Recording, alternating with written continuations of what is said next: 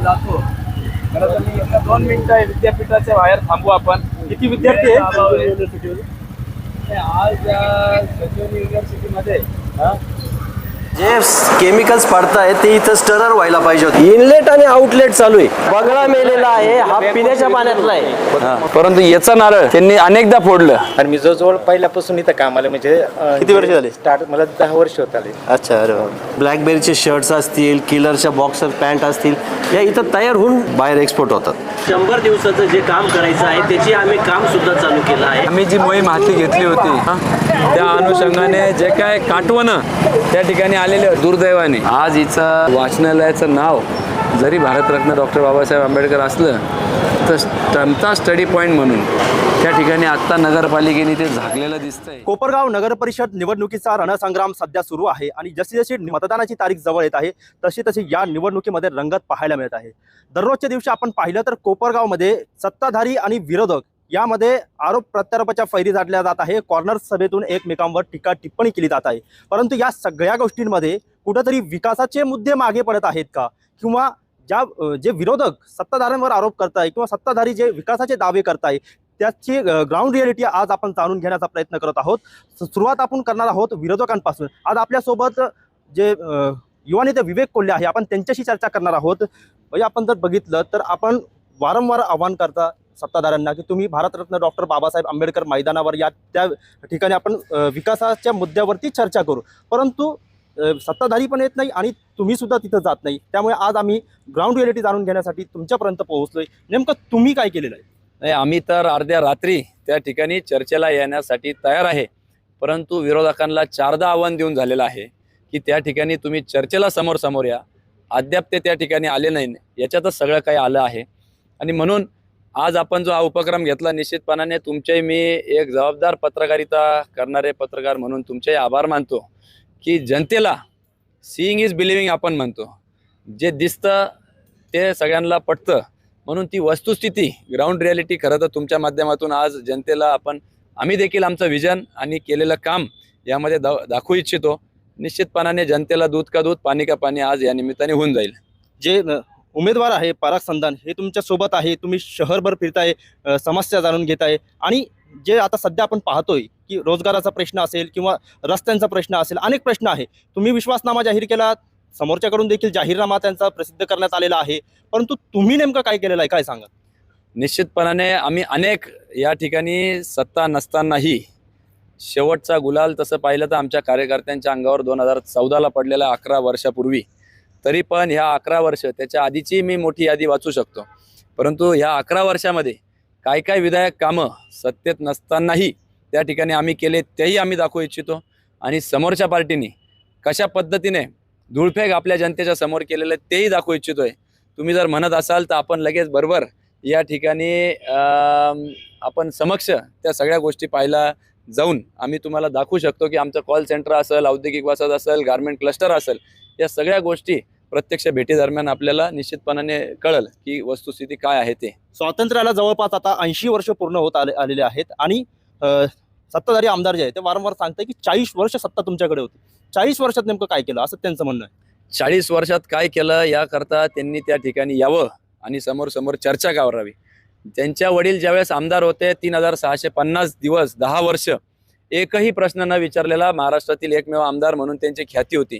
त्या उलट 1000 पेक्षा जास्त प्रश्न स्वर्गीय शंकररावजी कोल्हे साहेबांनी त्या ठिकाणी विचारलेले आहे. प्रत्येक गावामध्ये विजेचा खांब, रस्ते पोहोचवण्यापासून हे छोटी छोटी कामं जी आत्ताच्या पिढीला माहीत नाही. 1972 साली ते पहिल्यांदा या ठिकाणी आमदार झाले. नुसतं कोपरगावातच नव्हे तर संबंध देशाच्या पातळीवरचे प्रश्न सोडवण्याचं काम त्यांनी केलं आहे. देश पातळीवरचा रिझर्व्ह बँकेवर पहिला मोर्चा त्यांनी नेला आणि फक्त महाराष्ट्र नव्हे तर भारतातील शेतकऱ्यांचं 1% व्याजदर संबंध देशामध्ये त्यांनी कमी केलं.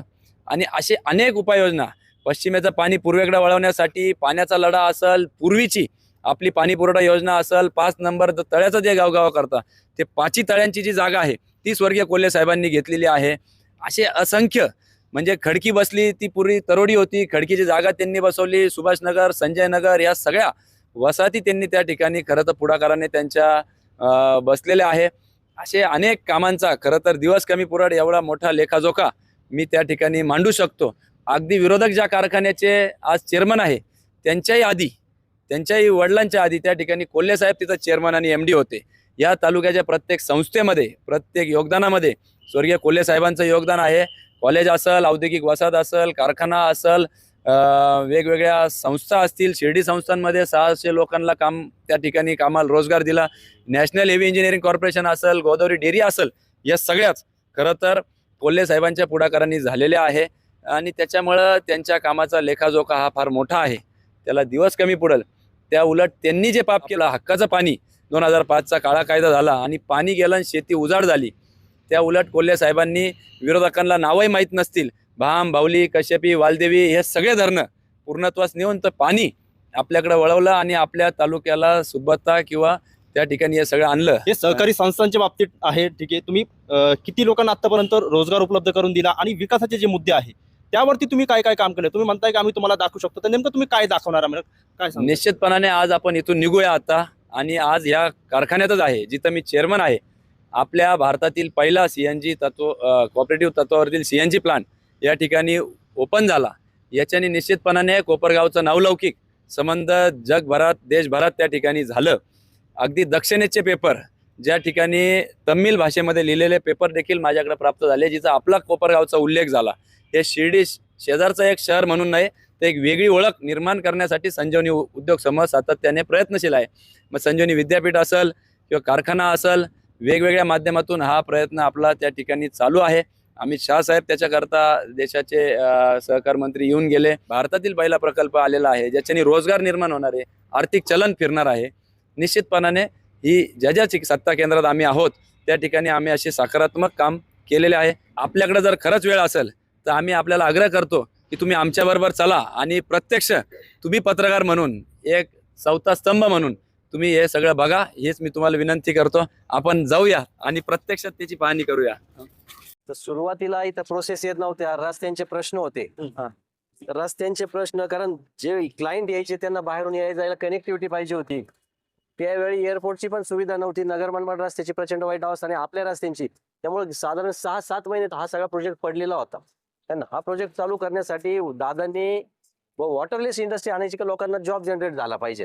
तर ते चालू केल्यापासून मी असेल, आमच्या बरोबर विजय नायडू सर होते, आम्ही सगळ्यांनी आम्ही दादा बरोबर होते, आम्ही सगळ्यांनी हा प्रोजेक्ट साठी खूप कष्ट घेतले. आम्ही दादांमुळे बाकीचा टेक्निकल आम्हाला सपोर्ट मिळाला आणि त्यामुळे आज इथं हजारो मुलं काम करतायत. मग DHFL असेल, ICICI असेल, बजाज फायनान्स असेल, वोडाफोन असेल, ह्या वेगवेगळ्या प्रोसेसचे ऑनलाईन मराठीतले जे कॉल येते इथून चालू झाले. म्हणजे महाराष्ट्रातलं पहिलं रुरल सेंटर जे आहे मराठीतलं ते इथं चालू झालं. आणि ज्यावेळी सुरुवातीला आपल्या मुलांना लँग्वेजच्या अडचण यायची, ती चूक होत होती आणि मुलं सिलेक्ट होत नव्हते, त्याकरता 25 लाख रुपयाची लँग्वेज लॅब टाकली. त्या मुलांना इन्सेंटिव्ह देऊन 3-3 महिने लँग्वेज लॅबला ठेवलं आणि मग मुलं तयार केले आणि मग ते आज हजारो मुलं इथं काम करताय. साधारण 1.5 ते 2 कोटी रुपये पर मंथ त्यांची सॅलरी मिळते. आपण जे जॉब देतो फक्त कोपरगाव तालुक्यातील युवक युवती आहे की बाहेरील सुद्धा? जास्तीत जास्त तर कोपरगाव तालुक्यातील आहे, पण ते देत असताना आम्ही कोणताही पक्ष पाहत नाही, काही पाहत नाही. मुलं आहेत, मुली आहेत, त्यामुळे सगळ्यांनाच आपण तो जॉब देतो. कारण आज शहरात बऱ्याच, म्हणजे तालुक्यात बऱ्याच जणांची गरज आहे की रोजगार उपलब्ध झाला पाहिजे. तर इथले जे मुलं आहेत त्यांना कमीत कमी 10,000 पासून 1-1 लाख रुपयापर्यंत इन्सेंटिव्ह मिळतो. आपल्याला वरती जाऊन दाखवून आपण समक्ष बघून आपण कामकाज कसं चालतं ते. ही सगळी मंडळी आहे. माझ्या मते गणेश राऊत हे फार पूर्वीपासून या ठिकाणी संलग्न आहेत. ते अधिकची माहिती तुम्ही विचारा, ते देतील तुम्हाला. किती वर्षांपासून आहे आपण? आम्ही जवळजवळ आता 2014 पासून आहे कॉल सेंटरला. जेव्हा या कॉल सेंटरचा पाय रचना सुरुवात होता, म्हणजे आम्ही सुरुवातीला एक विटेपासून सुरुवात केलेली कॉल सेंटरची. सुरुवातीला 2014 पासून जेव्हा चालू केलं आमच्याकडे वोडाफोनची प्रोसेस आली, त्याच्यानंतर HDFC इन्शुरन्स, ICICI इन्शुरन्स, वेगवेगळे इन्शुरन्स प्रोसेस आल्या. सुरुवात अशी होती की 2014ला आपल्याकडे जे तालुक्यातून खेड्यापाड्यातून लोक यायची, अगदी सायकलवरती यायची. आता त्याचा काय पलट एवढा झाला की माझ्याकडे काही असे असोसिएट्स आहेत की कमीत कमी लाख रुपये महिन्याला इन्सेंटिव्ह कमवत आहे. आता ती सायकलची वेळ जाऊन आता लोक कारवरती सुद्धा आले, कोणी घरं बांधलीत, शेती घेतलीत, तर खूप विकास होत गेला. आज किती ऍक्च्युअल आकडे किती आपल्याकडे युवक युवती किती? माझ्याकडे आता सध्याच्या घडीला 250 लोक आहेत. काही चॅलेंजेसमुळे आपल्याकडे मागच्या वर्षी 750 लोक होते, पण आता आपल्याकडे 250 आहेत आणि अजूनपर्यंत आपल्याकडे 250 लोकांचा एक पाईपलाईन आहे. म्हणजे 250 रोजगार अजून निर्मिती पुढच्या 2 ते 2.5 महिन्यामध्ये आपल्याला परत कोपरगावमध्ये येईल. म्हणजे साधारणतः 2026 मध्ये परत आपलं टार्गेट आहे की 700 ते 800 रोजगार परत आपल्याला कॉल सेंटर इथं रोजगार निर्मिती होईल. दादा तू किती वर्षांपासून इथं आहे? माझं नाव दत्तू लोणार आहे. मी 2021ला जॉईन केलं होतं. आता 2025 म्हणजे मला 4 वर्ष झालेलं आहे. मी सॅल्पेल प्राईम म्हणून इथं टेलिकॉलर पहिल्यापासून टेलिकॉलरला जॉब करतो. मी 6,000 रुपयानं इथं काम केलं होतं. आता मला 15+ सॅलरी आहे आणि इन्सेंटिव्ह 50+ आहे. कुठला आहे राहणार? शिंगणापूर. अच्छा. इन्सेंटिव्ह किती मिळालं टोटल वर्षभरात? मला वर्षभरात तर मी ॲव्हरेज काढलं होतं तर 7 लाख रुपये ॲव्हरेज काढलं. गोविंदजी, हे बघा याच्यामध्ये हे सगळे super hero of the month MTD amount 1.88 करोडचं त्यांनी हे केलेलं आहे. सागर तनपुरे, पूनम गाडे, इथं 1.78 करोड 100% अचीव झालेले. हे असे सगळे आपले स्थानिक आहेत. तुमच्यापैकी कोणी पुढे येऊन सांगा, म्हणजे ते प्रत्यक्ष. कुठला दादा? मी निवाऱ्यामध्ये राहतो. निवाऱ्यामध्ये राहतो. अच्छा. किती मी वर्षांपासून आता इथं? 5 वर्षापासून इथं काम करतोय. इथं मी 10,000 पासून पहिली सॅलरी घेतली होती. शिक्षण किती झालं तुझं? माझं बीकॉम झालं होतं कुठं केलं शिक्षण? इथं SHM कॉलेजला. हा. आता मी इथं लास्ट महिन्यामध्ये म्हणजे कोपरगाव तालुक्यात मी 70,000 रुपयाचा टॅक्स दिलेला आहे. इथून मी 1 लाख रुपयापर्यंत इन्सेंटिव्ह घेतो इथे. आणि मागच्या वर्षी मी 11-11.5 लाख रुपयाचा टर्न केला होता. बीकॉम कम्प्लीट केल्यानंतर जॉब शोधला असेल ना कुठे बाहेर? पुण्यामध्ये गेलो होतो, 12,000 रुपयाचा जॉब करून परत इकडे आलो. आता म्हणजे इथं जास्त जायची- मिळालं. हो, इथून कुठे जायची गरज नाही आता. कुठला आहे राहणार? मी कोळपेवाडीचा राहणार. शिक्षण कुठं केलं? मी कोळपेवाडीलाच केलं. कोळपेवाडीलाच केलं. Yes. अच्छा. काय झालं शिक्षण तुझं? 12वी. 12वी झाली. 12वीची बेसिस कॉल सेंटरला हो. जॉब मिळाला. हो. अरे वा. काय सॅलरी काय इथं? मी इथं स्टार्टिंगला मी 3 वर्षापूर्वी जॉईन केलं होतं. मला 9,000 रुपये सॅलरी होती. आता 15+ सॅलरी आणि 50+ इन्सेंटिव्ह. 50,000 म्हण रे. 50,000 म्हणजे लक्षात द्यायचं नाही. 50,000+. 50,000 नीट सांग, म्हणजे मग काय. 50,000. किती इन्सेंटिव्ह? 50,000+ इन्सेंटिव्ह होतो आणि 15,000+ सॅलरी. त्याचे कोणाला जर शंका असेल तर सगळे कागद सुद्धा आम्ही दाखवू शकतो. कुठलं दादा? मी देड्याच आहे. देडेचे. हो. काय काम करता इथं तुम्ही? मी आता कॉल सेंटरमध्ये बजाजमध्ये बजाजमध्ये? काम करतो. टेलिकॉलिंग साठी? हो, टेलिकॉलिंगमध्येच आहे. अच्छा. काय सॅलरी वगैरे काय मिळते? हो, मला 16,000 पर्यंत येते आपल्याला. अरे बाबा. ते दिव्यांग आहे, ते गाडी घेऊन रोज तिकडून अपडाऊन करता. नाही बहिणीच्या कृपेने मला एक सायकल पण भेटली होती. मी म्हणजे सायकल सोलरची सायकल भेटली आणि त्यांच्या कृपेने हे चालतंय तर मला लय आधार आहे. माझं लग्न पण झालं, मला मुलगा पण आहे आणि मी जवळजवळ पहिल्यापासून इथं कामाला म्हणजे स्टार्ट मला 10 वर्ष होत आले. अच्छा. अरे वा. फक्त तक्रार एकच होती त्यांची, यायचा रस्ता फार खराब आहे तिकडून हो, यायचा. हो. त्याच्यामुळे दिव्यांगन त्यात अडचणी. मुबीनभाई यांचेच आशीर्वाद आम्हाला सगळे या निवडणुकीमध्ये कामी येणार आहे. म्हणून काम बोलतोय, आम्ही जे सांगतोय ते प्रत्यक्षात उतरवलेलं आहे. आणि ते पण मेहनतीने काम करता, त्याच्यामुळे ती अडचण नाही. बरं आहे. ठीक आहे. पर्सनल लोन असतं, आपल्याला कस्टमर कन्व्हिन्स करावं लागतं. पर्सनल लोन प्रोव्हाइड करतो आपण. चांगलं पर्सनल लोन असतं, त्यांचं रेकॉर्ड चांगलं असलं कारण आपण त्यांना लोन देतो. त्यांना पण जॉब व्यवस्थित आहे. जॉब बद्दल काही नाही. इथं सकाळी आपण 9ला लॉग इन करतो, 6:30 वाजेपर्यंत शिफ्ट चालते आपली. म्हणजे इथल्या ठराविक लोकांसाठी, म्हणजे आमच्या वयाचे पोर आहे त्यांच्यासाठी पण कॉलेज. शिक्षण पूर्ण झालं का? नाही, शिक्षण माझं एक्सटर्नल चालू आहे, त्यामुळे पार्ट टाइम जॉब करतो. जॉब चांगला असतो. हां, जॉब चांगले असल्यामुळे करतो. इंटरेस्टिंग इन्सेंटिव्ह पण चालतो. किती मिळतो तुला? इन्सेंटिव्ह तरी एक 25+ घेतो. 25,000 पण त्याला इन्सेंटिव्ह मिळतो. आणि रात्रपाळीचे जे लोक असतात ज्यांना ग्रामीणला जायचं असतं त्यांच्यासाठी झोपायची पण सोय केलेली आहे आपण. तर रात्रीच्या वेळी त्यांना जाता आलं पाहिजे, ते थांबले पाहिजे, म्हणजे आडी अडचणी नको. आणि असे भरपूर मुलं आहे का जे शिक्षण बरोबर जॉब पण करतात, म्हणजे घरच्यांना पण हातभार लावतात. या पहिला आतलं पाहून फक्त आतलं क्लिक करा तुम्ही. मग तुम्हाला प्रत्येक महिन्यात आपल्याला कमीत कमी 100 करोड रुपयेचं टार्गेट दिलेलं असतं. आपल्याला पूर्ण सेंटरमधून या महिन्याचं माझं टार्गेट आहे 220 करोड. आज आपल्याकडे जवळ 200 एम्प्लॉय. आपण प्रत्येक मुलाचा कमीत कमी ॲव्हरेज बिझनेस जर बघितला तर 1 करोडच्या आसपास ॲव्हरेज बिझनेस आहे. याच्या प्लस या महिन्याचं जर उदाहरण घेतलं मी, आता आपण 15 तारखेला, दर महिन्याच्या 15 तारखेला इन्सेंटिव्ह जातो. या महिन्यामध्ये 23 लाख रुपयाचा इन्सेंटिव्ह आपण फक्त या महिन्यामध्ये गेला. आणि मागच्या 4 महिन्यामध्ये एप्रिलपासून ते आतापर्यंत 4.5 करोड रुपयाचा इन्सेंटिव्ह फक्त आपण मुलांना दिला. आता या प्रोसेसमध्ये काम करत असताना अनुभवाच्या बेसवर इतर ठिकाणी असं नाही, आपण अनुभव गरजेचा नाही. आपलं प्राधान्य सगळ्या स्थानिकांना जे आहे, फ्रेशर जरी असले कॅन्डिडेट, 12वी पास फक्त आपली बेसिक नीड आहे. 12वी पास जरी असेल तरी आपण त्याला आल्यानंतर आपण त्याला 10 दिवसाची ट्रेनिंग देतो. अनुभवाच्या बेसवर आपण पदोन्नती देतो की इथं? हो, आज माझ्याकडे जवळजवळ ऑलमोस्ट नाही म्हटलं तरी 70% जो स्टाफ आहे हा अनुभवाच्या बेसवरती गेला. जसं काही माझ्याकडे मुलं होती 2015ला आली, 16ला आली, एजंट म्हणून आले, त्यांनी वर्ष 2 वर्ष कॉल घेतले, आज मॅनेजर झाले. आज माझ्याकडे मॅनेजर्स पण आहे. आणि काही बाहेर पण गेले, नाशिक, इथून काही पुणे झालं, मुंबई झालं, जसं मोठे मोठे कॉल सेंटर आहे तिथे गेल्यानंतर आज त्यांना 15-15 लाखाचे 20-20 लाखाचे पॅकेजेस भेटलेले. मी स्वतः इथे जेव्हा 2016ला इथे आलो होतो कोपरगावला, एक सुपरवायझर म्हणणार होतो. आज मी हे सेंटर मी सांभाळतो स्वतः. मी इथेच ग्रो झालो. इथून त्याच्यानंतर पुण्याला गेलो, पुण्यावरनं मुंबईला गेलो, मुंबईवरनं इथे आलो. आज मी इथे जे 1,00,000-1,15,00,000च्या पॅकेजवरती बसलो. सगळी इथूनच झालेली सुरुवात आहे. बँकिंग क्षेत्रामध्ये एक्झाम देऊन इथला फायदा होतो आणि बँकिंग क्षेत्रात पुढे त्यांना उन्नती भेटते. कम्युनिकेशन स्किलचा फायदाच हे शिकत असताना 4 लोक आपल्याकडे पोलीसमध्ये भरती झाली. भरतीची प्रॅक्टिस करत होती. आता तो गणेश होता, तो पण नेव्हीमध्ये सिलेक्ट झाला. 3 लोक आर्मीमध्ये गेले. म्हणजे शिकता शिकता नोकरी करता करता, आणि असं नाही की नोकरी करायची म्हणून काहीतरी 5-10 हजारची नोकरी, 50-50 हजार रुपये, लाख रुपये कमवून मग तिथे गेले. अनुभव सांगा. कुठला येत आहे तुम्ही? सर मी संवत्सरची प्रियंका अनुप शिंदे माझं नाव. इथे झाले मला 5 वर्ष झाली. ॲज अ मी एजंट म्हणून जेव्हा मी क्रेडिट कार्डला होती तर ती 6 महिन्यामध्ये मला 86,000 इन्सेंटिव्ह भेटलेलं होतं सर. त्यावेळेस माझा RNR म्हणून सरांनीच मला त्यावेळेस अवॉर्ड दिलेला होता. आणि आज मी प्रमोशन घेते ॲज अ QA म्हणून, क्वालिटी अनालिसिस म्हणून आज जॉब काम करते. असं नाही की एखादी लेडीज फक्त चूल आणि मूलच नाही तर जॉब करूनही ती घरचं व्यवस्थित सांभाळू शकते. खऱ्या अर्थाने कॉल सेंटर वगैरे हे कन्सेप्ट आपण यापूर्वी मोठ्या शहरांमध्ये पाहायचो, परंतु आज ग्रामीण भागामध्ये इथं तुम्हाला नोकरीची संधी उपलब्ध झाली, एक रोजगाराचा प्रश्न मिळतो. हो, पूर्ण म्हणजे असं नाही की फक्त घर म्हणजे खेड्यातल्या माणसांची मानसिकता जी होती ना ती फक्त चूल आणि मूलच एवढी होती. पण आज विवेक भाईंनी हे सेंटर जॉब इथं लेडीजसाठी जी आणली ना ती खूप म्हणजे अशी आर्थिक व्यवस्था लेडीज म्हणजे कमवू शकते.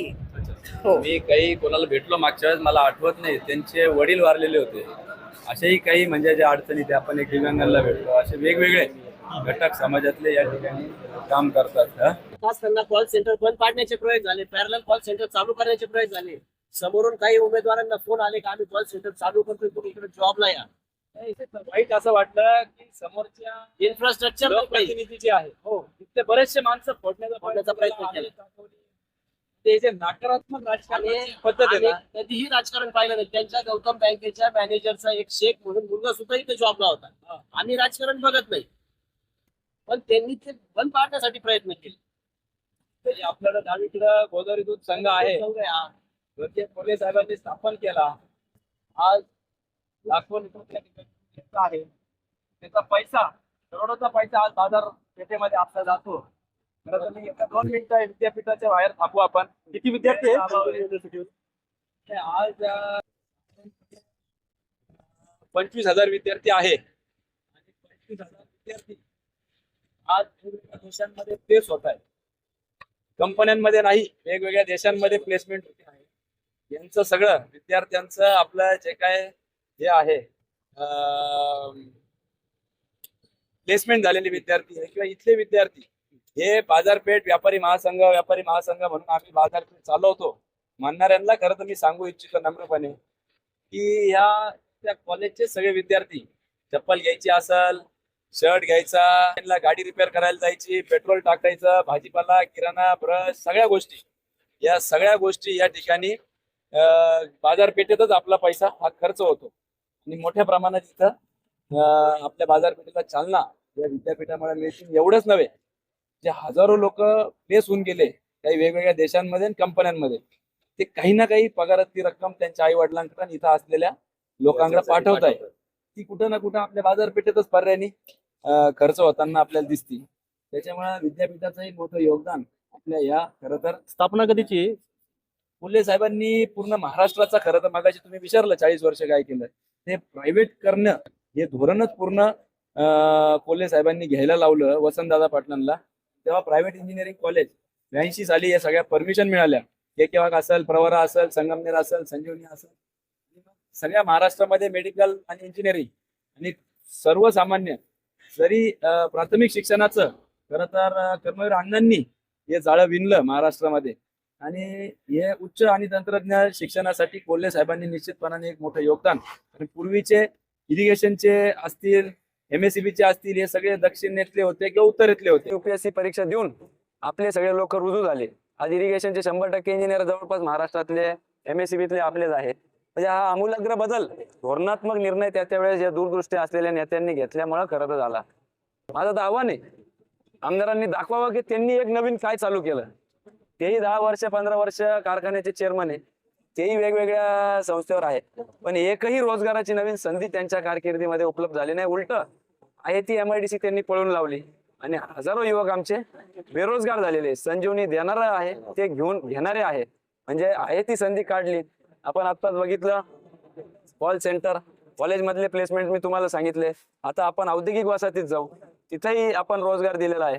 आणि चांदे कसारे किंवा स्मार्ट सिटी येत होती 5,000 एकरावर, 15,000 युवकांचं त्या ठिकाणी आम्हाला रोजगार मिळाला असता. डायरेक्ट इनडायरेक्ट, काही शिपाई, काही IT इंजिनियर, काही ITI फिटर, कोणी गॅरेज लाईनला, कोणी गाड्या लावता आल्या असत्या.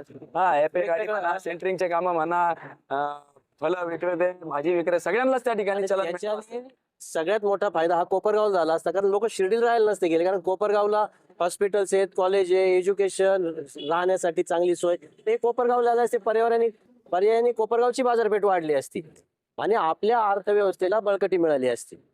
पण संकुचित बुद्धी ठेवून त्यांनी ती पळून लावली, त्याच्यामुळे आज ही वेळ आली. ठीक आहे, स्मार्ट सिटीचा तुम्ही मुद्दा घेतला, परंतु आता धोत्र्याला जी स्मार्ट सिटी होणार होती तिचा काय?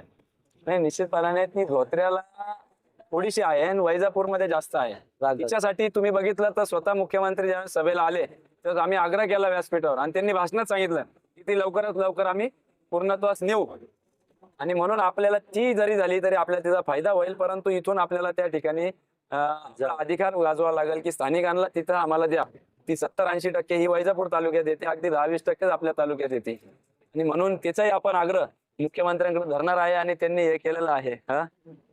आपण जाऊयात आता औद्योगिक वसाहतीकडे. तर आता ही औद्योगिक वसाहत 1961-62च्या दरम्यान स्वर्गीय कोल्हे साहेब असतील, ठोळे असतील, या सगळ्या मंडळींनी पुढाकार घेऊन, त्यावेळेस राजाभाऊ शिंदेचे देखील हे होते, या सगळ्या मंडळींनी पुढाकार घेऊन ही औद्योगिक वसाहत चालू केलेली आहे.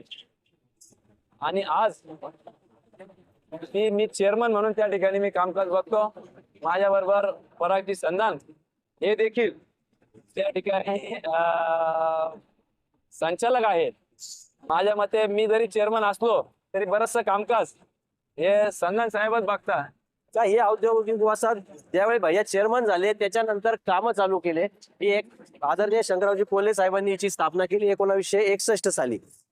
त्यानंतर हिचं कायापालट करण्यात आला. तर आता साधारण 14 कोटी रुपये घालून सर्व रस्ते आम्ही केले, क्वालिटीचे रस्ते केले. बघा किती प्रशस्त वाटत आहे. त्याच्यानंतर आमदारताईंच्या स्नेहलताताई कोल्हे यांच्या निधीतून 26 लाख रुपयाचं सांस्कृतिक भवन उभारलं. मुलांचे कार्यक्रम असतील किंवा काही बाकीच्यांचे कार्यक्रम असतील याच्यासाठी त्याचा उपयोग होतो आहे. आदरणीय कोल्हेताईंनी कोपरगावच्या 4 सबस्टेशन मंजूर करून आणले होते, कोकम खानन ते, आणि तिथून इथं लाईट येणार होती. कारण आज कारखानदार वाढत आहे आणि पर्यायाने लाईटचा तुटवडा होतो. त्यामुळे फ्लक्च्युएशन जर आलं तर ज्या कंटिन्युअस प्रोसेस आहेत त्यांचे उत्पादन खराब होतं. ते सोनापॉली असेल, बाकीचे केमिकल्स असतील. त्यामुळे इथं आपण अपग्रेडेशन केलं आणि याचं लाईटचा एक प्रश्न मिटवला. पण याच्यात सुद्धा घोडा घालण्याचा प्रयत्न केला का एसटी महामंडळाच्या बस आल्या इलेक्ट्रिक, तर त्या बसला चार्जिंग स्टेशन करण्यासाठी त्यांनी इथून लाईट तिकडे न्यायचा प्रयत्न केला.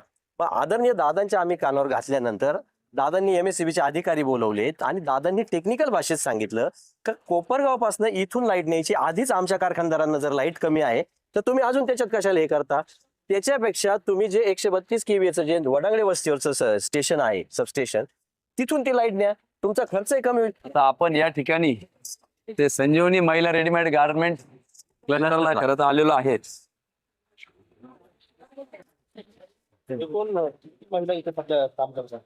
साधारण 70 ते 80 महिला आहेत. 200-250 कॅपॅसिटी आहे. पण मग महिला आम्ही आता प्रशिक्षण देऊन चालू करतो आम्हाला 300 पर्यंत महिला इथं काम करू शकतात वेगवेगळ्या स्टेशन. ऑर्डर आली का ते? हा, बरोबर. तर ह्यामध्ये हे सगळ्या सुसज्ज असं आदरणीय कोल्हेताईंच्या नेतृत्वाखाली खरं तर महिलांना रोजगार मिळावा या दृष्टिकोनातून हे सगळं बनवलेलं आहे. बघा ही किलरची आहे, म्हणजे आज आपण जे मोठ्या मॉलला जाऊन घेतो ही किलरची बॉक्सर आहे. एक सेकंद. इम्पोर्टेड आणि ब्रँडेड हे आहे. ब्रँडेड हे इथं तयार होतात. हे एक्सपोर्ट जातात काही ऑर्डर्स याच्यातल्या. अतिशय चांगल्या पद्धतीने कोपरगावच्या महिला जे ब्लॅकबेरीचे शर्ट्स असतील, किलरच्या बॉक्सर पॅन्ट असतील, या इथं तयार होऊन बाहेर एक्सपोर्ट होतात. आणि याच्यामध्ये आपल्याला फक्त लोकांची दिशाभूल नाही. आज आपण बघतो निवडणुका आल्या म्हणून पॅम्पलेट दिले जातात, कोणतं गृह उद्योग करायचं, काय करायचं, काय नाही. आणि एकही गृह उद्योग स्वतः न करता हे दिशाभूल करायचं. माझं तर आव्हान राहील की ते सगळे कागद गोळा करून हे जे वाटले गेले विरोधकांकडून ते एखाद्या शेंगदाण्या फुटाण्यावाल्याला तरी द्यावे, जेणेकरून ते त्याच्या तरी कामी येतील. कारण की ते महिलांच्या तर काही कामी येणार नाही, ते फक्त दिशाहीन करण्यासाठी त्यांनी आज हे वाटलेलं आहे. आज जर बघितलं तर शेवटचा घटक अंत्योदय ज्याला म्हणतो ते डोळ्यासमोर ठेवून आम्ही काम करत आलेलो आहे. आपण कॉल सेंटरला हजारो लोक त्या ठिकाणी बघितलं, कॉलेजचं आपण हे घेतलं ना, आज ह्या महिलांसाठी आपण पलीकडे जाऊया. कॉल सेंटर असेल किंवा गारमेंट क्लस्टर असेल, याच्यातून आम्हाला स्वतःला काही अर्निंग नाहीये. जे काय येतं हे सगळं यांना आम्ही फॉरवर्ड याच्यावर आणि काल उमेदवारांनी डिक्लेअर केलं का मी कॉल सेंटर चालणार आहे. त्यांनी कधी कॉल सेंटर तरी बघितलं आहे काय? मला तर हे विचारावंसं वाटतंय त्यांना, का प्रोसेस कशी चालते. कारण हे चालू करण्यासाठी प्रचंड कष्ट घेतलेले आहे. बघा, या महिला आलेल्या आहेत बघायला गावात भेटी द्यायला. कसं वाटलंय पाहून? छान वाटतंय. कधी आलेले तुम्ही पाहिले? आम्ही आता 1-1.5 तास झाले बघतोच आहे. आम्ही छान वाटतं, इथून जाऊच वाटत नाही, असं वाटतं तिथे थांबून घ्यावं. महिलांशी चर्चा केली इथे? महिलांची कसं आहे कामकाज वगैरे त्यांचं काय? महिलांना रोजगार भेटतोय, खूप मोठी म्हणजे आनंदाची बातमी ही. विवेक भैया, आपले रेणुकाताई, स्नेहलताताई त्यांच्या मार्गदर्शनाखाली सर्व महिला काम करताय. खूप छान वाटतंय. असं आपण मुबीनताई हे असं मल्टिपल करणार आहे. बिग बुद्धा पण मोठी कंपनी आहे, त्याची ही ब्रँडेड हे आहे. फक्त आपण ऑर्डर घेऊन इथून तयार करून देतो. सेलआउट साठी आपलं काही आउटलेट वगैरे नाही, हेच ऑर्डर आपले हे बुक बुद्धा घेता, हे सगळे जे मोठे मोठे ब्रँड्स आहेत ते आपल्याला ऑर्डर देतात. खरं तर आपल्या माध्यमातून मी कोपरगावच्या महिलांना सांगू इच्छितो की ऑर्डर्स खूप हातात आहे, पण आम्हाला महिलांची अजून प्रशिक्षण असलेल्या महिलांची गरज आहे. आणि याच्याच पॅरलल इकडं आता एक आम्ही 2-2.5 एकर जागा घेऊन परत हे वाढवण्याच्या दृष्टिकोनातून आमचं कामकाज चालू आहे. मास्टर बताओ क्या अभी चल रहा है सर? सर अभी हम लोग एक्सपोर्ट का काम कर रहे हैं. एक्सपोर्ट का काम चालू हो रहा है. वो जापान, जर्मन, न्यूयॉर्क जाता है. तो अभी इसके बाद आने वाला 10 दिन में हमारा एक्सपोर्ट का काम चालू हो रहा है. अभी जो कर रहे हैं वो भी एक्सपोर्ट का काम है सर. मास्टर कितने शिफ्ट में काम चलता है? अभी तो सिंगल शिफ्ट चला रहे हैं, डबल शिफ्ट का प्लानिंग है. अच्छा. जर 1000 शर्टची ऑर्डर आली तर तो कापड इथं आपण स्प्रेड करतो आणि ऍट ए टाइम ते कट करतो आणि मग त्याचे असे बंडल बनवले जातात प्रत्येक पार्टचे. बाही असेल, खिसा असेल, आणि मग ते शिवायला दिले जातात प्रत्येकाकडे. तर हे त्या कटिंगचं मशीन कट होतं. मशीनने कट होतं. बचत तुमची होणार. वेळेची बचत होते, अॅक्युरसी येते. कारण आज जर एक्सपोर्ट करायचं असेल आपल्याला तर ते इंटरनॅशनल नॉर्म्स आपल्याला सगळे बघावे लागतात. त्या हिशोबाने हे सगळं केलेलं आहे. हे मल्टी कलर स्क्रीन प्रिंटिंग, हे जे टी शर्टवर जे प्रिंटिंग येतं ऍट ए टाइम 12 कलर्स. म्हणजे जर प्रत्येक याच्यात एक वेगळा वेगळा कलर असतो, तो प्रत्येक याला एक याच्यावर एकदा एक टी शर्ट ठेवला, एका राऊंड मध्ये ते सगळे colour at a time print होऊन तो टी शर्ट बाहेर येतो. पुढच्या गणपतीला सगळ्या मंडळाचे टी शर्ट इथं तयार होतील. हे एम्ब्रॉयडरीचे ही जी एम्ब्रॉयडरी आहे, ज्या वेगवेगळ्या डिझाईन्स आपण ड्रेसवर याच्यावर करतो, हे बघा या अशा मल्टी थ्रेडचे आहे. ऍट अ टाइम 12 थ्रेड्स वापरले जातात. आणि आम्ही आता अगरबत्तीच्या जे काही आमचं युनिट आहे त्यांच्याशी ती चर्चा झालेली आहे आणि बाकीच्या मशिनरीवर आमचा तो प्लॅनिंग सुरू आहे की जेणेकरून फक्त मशीन देऊन थांबायचं नाही, तर त्यांना परिपूर्ण उद्योजक आम्हाला बनवायचं आहे. हा भैया साहेबांचा विजन आहे आणि त्या विजनावर आमचं काम सुरू आहे. कापूर आहे की मी स्वतः 4 वर्षापासून या क्लस्टरमध्ये जॉईन आहे आणि सुरुवातीला मी साधी मशीनच चालवणारी एक महिला होती, पण आज येऊन मी 9-10 हजार रुपये महिना कमावू शकते. आणि एक मला म्हणजे वेळ जाऊन मला एक तिथं सुपरवायझर हे पदही मिळालेलं आहे. कारण आपल्याच महिला या कोणत्या म्हणजे वरच्या लेवलपर्यंतही पोहोचवायचं इथं काम होत आहे आणि हे फक्त आमच्या भैयासाहेबांमुळे. आता ही तयार झालेली अगरबत्ती आहे, हिचं पॅकेज ब्रँडिंग हे करायचं आणि मग आपण वेगवेगळ्या ब्रँड्सला विकणार आहे. त्यांच्याशी आपलं बोलणं झालेलं आहे. हे घरी दिलं मशीन तर एखादी गृहिणी दिवसभरातलं घरकाम करणारी असेल, खुरपणीला जाणारी असेल, सर्वसामान्य महिला ती दिवसभराचं काम करून जरी घरी आली आणि टीव्ही पाहताना, सिरियल पाहताना, सासू सुनांच्या सगळ्या आमच्या हे पाहताना सिरियल, हे मशीन चालू करून द्यायचं. तिचा 10वीतला, 7वीतला, 5वीतला मुलगा, मुलगी, घरातला दुसरा पुरुष मंडळी, फक्त हे मटेरियल टॉप करायचं, तिकडे काठ्या टाकायच्या, सहजरित्या ऑपरेट होऊ शकतो. एक तासात कमीत कमी 6 ते 7 किलो अगरबत्ती मशीन काढते. आता याचं कसं आहे, दिवसाला 10 किलो जरी काढलं तर 30 रुपये किलो प्रमाणे आम्ही खरेदी करण्याचा त्यांचा आमचा मानस आहे. म्हणजे 300 रुपये त्या ठिकाणी एका गृहिणीला दिवसाला मिळू शकतं तिचं रेग्युलर कामाच्या व्यतिरिक्त. म्हणजे महिन्याला 9 ते 10 हजार रुपये अतिरिक्त उत्पन्न आम्ही मिळवून देण्याचा याच्यामध्ये आमचा मानस आहे. सगळं काम शिकवलं जातं. पहिल्यांदा थोडंसं नवीन असल्यामुळं सोपं काम दिलं जातं, नंतर हार्ड जसं जसं जमतं तसं दिलं जातं बदल. काय काय तयार करता तुम्ही? हे काय तयार करता? आता ही स्कूलची पॅन्ट आहे, हाफ पॅन्ट आहे स्कूलची. सगळं बनलं जातं. तुम्ही फ्रॉक बनवा, ॲप्रन बनवा, स्कूल युनिफॉर्म बनवा, सगळं फुल पॅन्ट पासून half pant, frock, due to time तुमचं कसं आहे? सकाळी 9 ते 5:30. राहिले कुठे येते तुम्ही?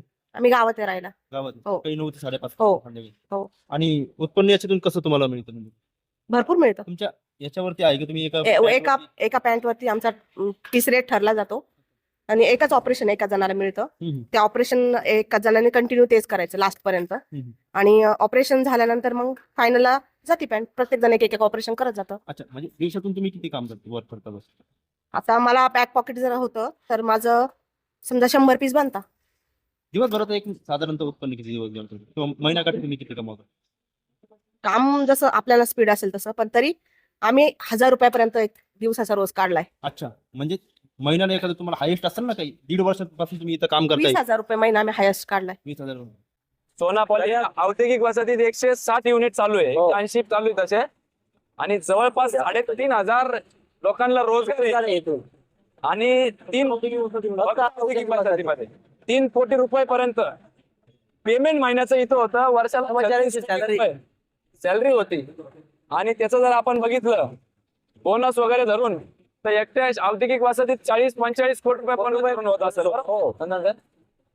आता हे सगळे रस्ते बघा. रस्ते आता 1 वर्ष होऊन गेले रस्ते करून एवढे क्वालिटी. त्याच्यामुळं व्यवसाय वाढला, लोकांचं इन्फ्रास्ट्रक्चर असल्यामुळे काय होतं बाहेरून येणं, धूळ बंद झाली. 40 टनी व्हेकलच्या लोड असलेले रस्ते बनवलेले. आता या स्टेशन रोडला किती खड्डे तुम्ही मोजा. मागं देशाचे गृहमंत्री आले तेव्हा थोडीशी डागडुजी याची केली गेली. आणि याच्या संदर्भातले कोल्हेताईंचे किमान मी तुम्हाला पत्र देतो, 1 डझन भर पत्र असतील की हे झाले पाहिजे. शिंगणापूरच्या आमच्या सरपंचांनी निवेदन देऊ थकले. तिथं त्या ठिकाणी अतिशय हळूहळू खड्डे बघा तुम्ही. मी तुमच्या कॅमेरामॅनला विनंती करेल की खड्डे घ्या तुम्ही, कशा पद्धतीचे खड्डे झालेले. या रोडवरून कर्मचारी असतील, स्टुडंट्स असतील, साई भक्त जातात. वेळोवेळी मागणी केली तर हा रस्ता सुधारवला पाहिजे. तुम्हाला आनंदाची बातमी देतो की मी आणि ताई आम्ही गडकरी साहेबांकडे गेलो होतो एप्रिल महिन्यामध्ये. त्यांनी त्यावेळेस शेरा मारला आणि मला म्हणे, माझा वाढदिवस होता त्याच्यानंतर, मला म्हणे की हे ताईंना शब्द दिला की हे डिसेंबर पर्यंत मी मार्गी लावतो. आणि आता मागच्याच महिन्यामध्ये याची माझ्यामध्ये 20 का 27 कोटी रुपयाची या ठिकाणी ऑर्डर निघालेली आहे. त्याच्या ऑफिसमधून निरोप आला की ही ऑर्डर झालेली आहे. परंतु त्याच्यानंतर बातमी टाकायच्या आतच विद्यमान आमदारांनी नेहमीच्या सवयीप्रमाणे त्या ठिकाणी सगळ्या पेपरला बातम्या देऊन टाकल्या आणि दिशाभूल करण्याचं काम त्या ठिकाणी केलं. नाही, हा सिमेंट कॉन्क्रीटचा. कारण की इथं बघा रेल्वे, चला लवकर चला, रेल्वे आणि रेल्वेला येणारे भाविक, वंदे भारत आपल्याकडे थांबायला लागली. 29 कोटीचं आपलं रेल्वे स्टेशन भारतमाला प्रकल्पामध्ये मंजूर आहे.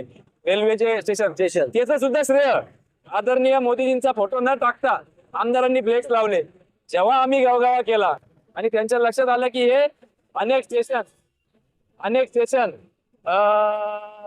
उद्घाटन एकाच दिवशी होणार आहे, त्यांनी ते नामुष्की आली ते फ्लेक्स काढून नवीन फ्लेक्स लावायची, मोदी साहेबांचा फोटो टाकण्याची. त्याच्यामुळे याच्यावर रेल्वे स्टेशन, साई भक्त आणि आपल्या कॉलेजचे 20-25 हजार विद्यार्थी, कारखान्याचा सगळा स्टाफ, गाड्या, केन ट्रान्सपोर्ट, बैलगाड्या, औद्योगिक वसाहतीचे 3,500 नुसते कर्मचारी, पण त्या व्यतिरिक्त औद्योगिक वसाहतीत येणाऱ्या सगळ्या मालाच्या गाड्या, त्याच्याच बरोबर गोदावरी डेअरीमध्ये सगळ्या दुधाचे टँकर, मोठी वर्दळ खरं तर या रस्त्यावरून आहे. परंतु दुर्दैवाने या रस्त्याला वैजापूरला जाणारी सगळी वाहतूक इकडनं आहे. वैजापूरची वाहतूक पण इथून आहे. तेव्हा इकडे कुठं लक्ष आपल्या या लोकप्रतिनिधी दिलेलं नाही. आता मंजूर करून आम्ही आणला सिमेंटचा, श्रेय घ्यायला मात्र सगळ्यात पहिली बातमीतून मोकळे झाले. ती रस्त्याची अवस्था बघा तुम्ही. आम्ही ज्या याच्यात रस्त्यामध्ये मंजूर करून आणलेले आहे किंवा आणणार आहोत त्याची जी काही ट्रीटमेंट आहे, त्याची जी काही हे आहे, सगळं या रोडच्या ठिकाणी कॉन्ट्रॅक्टरच्या नावासहित नाव, मोबाईल नंबर, त्याचे लायबिलिटी पिरियड, दोष निवारण कालावधी किती दिवस आहे किंवा काय ट्रीटमेंट पकडलेली आहे, पहिली लेअर कितीची आहे, त्याचा पूर्ण होण्याचा कालावधी काय आहे, हा सगळ्या जनतेपर्यंत कसा पोहोचल. नाही तर आज बघितलं तर आपण लोकप्रतिनिधी, त्यांचे पीएम, त्यांचे भाऊ हे सगळे कामं घेत आहे आणि त्या ठिकाणी कामं करताय. बघा रस्त्याची परिस्थिती. या रस्त्यासाठी मी तुम्हाला पुरावे सहित देतो. किमान 10-12 पत्र तरी त्या ठिकाणी क्वालिटी कंट्रोलला आम्ही पत्र पाठवलेले आहे.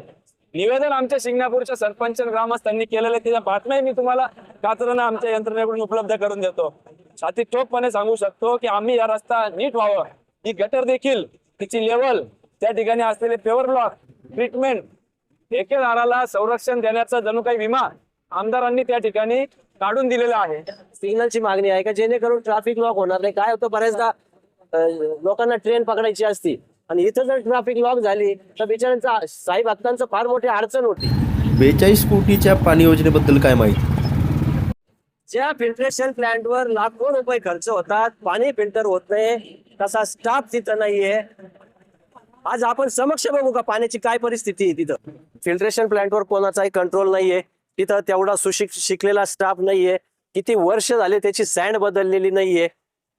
जे आदरणीय बिपिन दादांनी 2016ला डोजिंग पंप दिले होते संजीवनी उद्योग समूहामार्फत, एक 50 HP ची मोटार दिलेली होती, ते डोजिंग पंप बंद पडले तर ते चालू सुद्धा केले नाही. आता आपण जर फिल्ट्रेशन प्लांटवर जाऊन परिस्थिती बघितली तर प्रचंड वाईट आहे. हे आपल्या कोपरगावच्या फिल्ट्रेशन प्लांटची परिस्थिती बघा. इथं तुम्ही झाले, लाईट आहे, वरून पाणी गळतंय, फार झाडांचे मुळं आत आले तरी बघायला कोणाला वेळ नाहीये. ही अक्षरशः डोजिंग सिस्टीम वर्षानुवर्ष त्या ठिकाणी बंद आहे आणि अशा पद्धतीने ट्रीटमेंट केली जाते. हे काय त्याच्यामध्ये ॲलम आणि ब्लिचिंग पावडर अशी ठेवून द्यायची, डोसिंग दिलं पाहिजे. तर नुसती गोणी ठेवून द्यायची, तिला एक खाली ब्लेड मारायचा, कट मारायचा आणि असं अपेक्षित आहे की ते त्याच्यामध्ये पडतंय. प्रॉपर होत नाही. तुम्ही आता हे आमचे पूर्वी कारखान्याचे त्यावेळेस आम्ही त्यांना तिथं ठेवलं होतं जेव्हा 10 वर्षापूर्वी.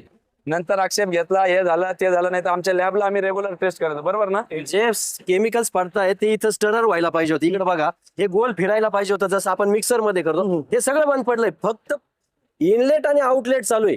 म्हणजे जे पाणी तळ्यातून येतं त्याच्यापेक्षा इथलं TDS जास्त असेल माझ्या माहितीप्रमाणे.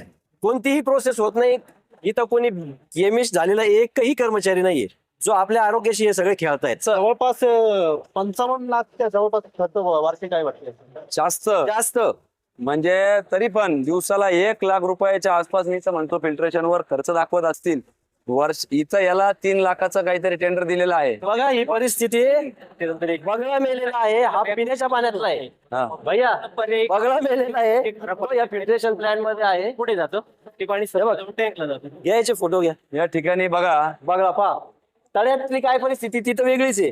2016ला आम्ही जी माहिती घेतली, शेवट याचा सँड फिल्ट्रेशन गोधराहून जाऊन स्वतः सिलेक्ट करून ती सँड आणली आणि पाठवलं. ती सँड संजीवनी कारखान्यामार्फत यांना दिली होती.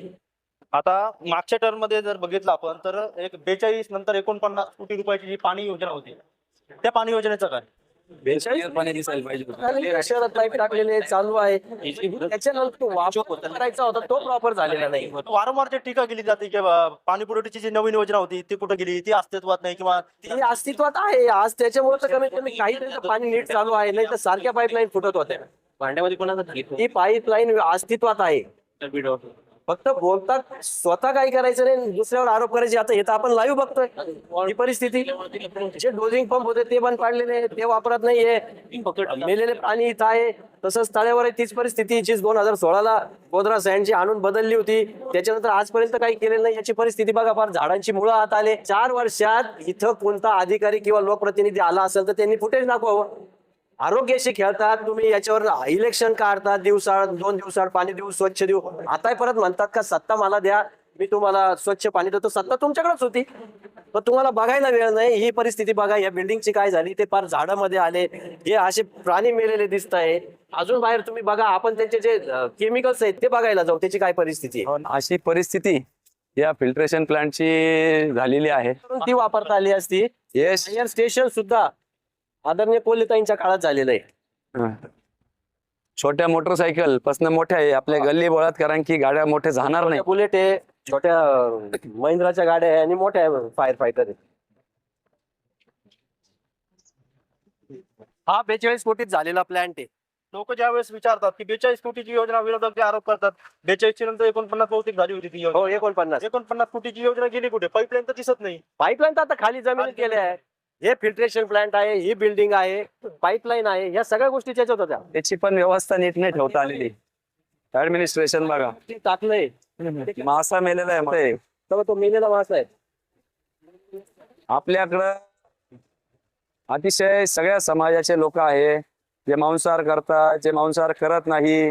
आता त्या ठिकाणी मेलेला आपण बगळा पाहिला, इथं मेलेला मासा पाहतोय आणि अशा स्वरूपाचं पाणी कुठल्याही प्रक्रिया व्यवस्थित न करता माणसं आहेत. ते पाणी त्यांना तिथं दिलं जातंय. त्याचे मासे पाहिजे. हा तिथं पण आहे, तिथं पण मेलेले तिकडे पण आहे ना. हे मेलेले मासे आहे ते बघ मोबिन भाई, हे बघा कडीन मेलेले मासे. हा हे बघा हे बघ हे मासे बघा. काळाची अशी दयनीय परिस्थिती की आज जायला सुद्धा आपल्याला जागा नाही. आणि आज प्रयोगशाळा या इथं हे प्रयोग चालताय, वर्षानुवर्ष धूळ निघालेली नाही. आणि या धुळीहून लक्षात येतं की याला हात सुद्धा लागलेला नाही कधी. कुठलंही नाही कोणत्या जला मशीन चालू आहे, कोणत्या जला आता चालू केलं. हा हे कशाला सगळ्यावर धुळी इतकी काहीचा वापर सुद्धा नाही. आता म्हणजे नगरपालिकेचा कार्यकाळ जसा संपला आणि आमदारांचा कार्यकाळ चालू झाला तसं रेकॉर्ड किपिंग सुद्धा इथं झालेलं दिसत नाहीये. हे बघितलं 22 सगळं 22 म्हणजे 22 नंतर काहीच केलेलं नाही. 5 नंबर तळ्याचं सॅम्पल घेतलं, 310 mg पर लिटर TDS आलं आणि बिफोर क्लोरिनेशन 328 होतं आणि आफ्टर क्लोरिनेशन 342 झालं. म्हणजे उलटा परिणाम त्याचा त्या ठिकाणी झाला. आणि आरोचं जे पाहिजे ते 100 mg पाहिजे, म्हणजे त्याच्यात 3-3.5 पट. खरं तर या ठिकाणी एक्सेप्टेड क्रायटेरिया जो म्हणतो 50 mg पर लिटर ते 130 mg पर लिटर, आज आपलं 342 mg पर लिटरचं TDS आहे आपलं. म्हणजे 5 नंबरचं सॅम्पल घेतलंय, क्लोरिनेशन करायच्या आधी कमी, क्लोरिनेशन झाल्यावर वाढलं. आरो वॉटरचं 100 असतं आणि आपल्याला 130 पर्यंत चालतं, पण 342 आहे. हार्डनेस आहे तसाचे. ज्यावेळी सॅम्पल तळ्यातला घेतला तर 160 ppm आहे आणि आफ्टर क्लोरिनेशन 230 ppm आहे आणि आरोचा स्टँडर्ड आहे 100 ppm आणि एक्सेप्टेड 150 ppm पर्यंत पाणी चालू शकतं आपल्याला हार्डनेस. 230 मुळे याच्यामुळे किडनीचे आजार होणं, वेगवेगळे आजार होणं, हे शहराच्या दृष्टीने हे कळत न कळत या पाण्याच्या माध्यमातून आपल्याला निश्चितपणाने. आणि हे काय हे स्टँडर्ड लॅब मधून केलेलं आहे, हे काही लोकल लॅबचं नाहीये. जे रिपोर्ट्स आहेत ते नाशिकची लॅब आहे. भारतीय जनता पार्टीचे नगराध्यक्ष पदाचे जे उमेदवार आहे पराग संधान, त्याचबरोबर युवा नेते विवेक कोल्हे यांच्यासोबत आपण निघालो की नेमके त्यांनी काय केलेलं आहे आणि किती लोकांना रोजगार दिला, शहरातील कोणकोणती विकासाची कामे झाली, त्यांच्या ज्या संस्था आहेत त्यामध्ये त्यांनी अनेक लोकांना अनेक हाताला काम दिलेलं आहे, त्याबद्दल त्यांनी माहिती दिली. त्याचबरोबर स्टेशन रोडची माहिती घेतली आपण. साईबाबा कॉर्नर येथे पोहोचल्यानंतर त्या ठिकाणी त्यांच्या विश्वासनाम्यामधले जे सिग्नल आहे त्याची माहिती दिली. परंतु जे नगर परिषदेचं जलशुद्धीकरण केंद्र आहे त्या ठिकाणी आल्यानंतर मात्र धक्कादायक वास्तव जे आहे समोर आलेले आहे. जे फिल्ट्रेशन प्लांट आहे त्यामध्ये पाण्यामध्ये जे मृत बगळा असेल किंवा मृत मासे असेल हे सगळे आढळून आलेले आहे. आणि जी प्रयोगशाळा आहे, प्रयोगशाळेचं चित्र आपण पाहतोय माझ्या मागे की कशा पद्धतीने हे सगळ्या ज्या ठिकाणी प्रयोग केला पाहिजे ते सगळ्या गोष्टी ज्या आहेत तर मशिनरीज बंद पडलेल्या आहे आणि धुळीने सगळे माखलेले असल्यामुळे याच्यावरनं आपल्याला अंदाज येऊ शकतो की किती दिवसांपासून किती महिन्यांपासून हे सगळे बंद अवस्थेत पडलेले आहे. सुद्धा 2022 नंतर ठेवलेलं. त्यामुळे नगरपालिकेचे जे सध्याचे प्रशासक आहे नेमका हे करताय काय हा देखील महत्वाचा प्रश्न उपस्थित होता. आणि त्यामुळे ही सर्व परिस्थिती पाहता कुठंतरी कोपरगाव शहरातील जी जनता आहे ते जनतेच्या आरोग्याशी जे खेळ आहे ते सुरू आहेत का हा देखील महत्वाचा प्रश्न या निमित्ताने उपस्थित होतो. की फिल्ट्रेशन प्लांट सुधारून जो लोकांना रोज 20 रुपयाचा खर्च येतो जार घ्यायचा तो आम्हाला बंद करायचा आहे. काय नाही, आज 1 लाख रुपये पर डे खर्च होतो इथं कर्मचाऱ्यांवर आणि केमिकल आणि याच्यावर, परंतु फिल्ट्रेशन प्रोसेस चालू नाही का आता कोणाचं लक्षच नाहीये. तर हे आपल्याला सगळं सुधारायचं आहे आणि कुठेतरी परिवर्तन करायचं. म्हणजे आज शहरात धार्मिक वृत्तीचे एवढे लोक आहे आणि त्यांनी जर ही परिस्थिती बघितली तर मी तर आव्हान करेल का जसं आपण 5 नंबर तळ बघायला लोकांना गाड्या भरून पिकनिक स्पॉट सारखं नेलं होतं तसं गाड्या भरून या फिल्ट्रेशन प्लांटवर पण आणून दाखवलं पाहिजे का इथली परिस्थिती काय. मेलेले मासे आहेत, बगळा मेलेला आहे पाण्यामध्ये आणि हेच पाणी आपण पितोय.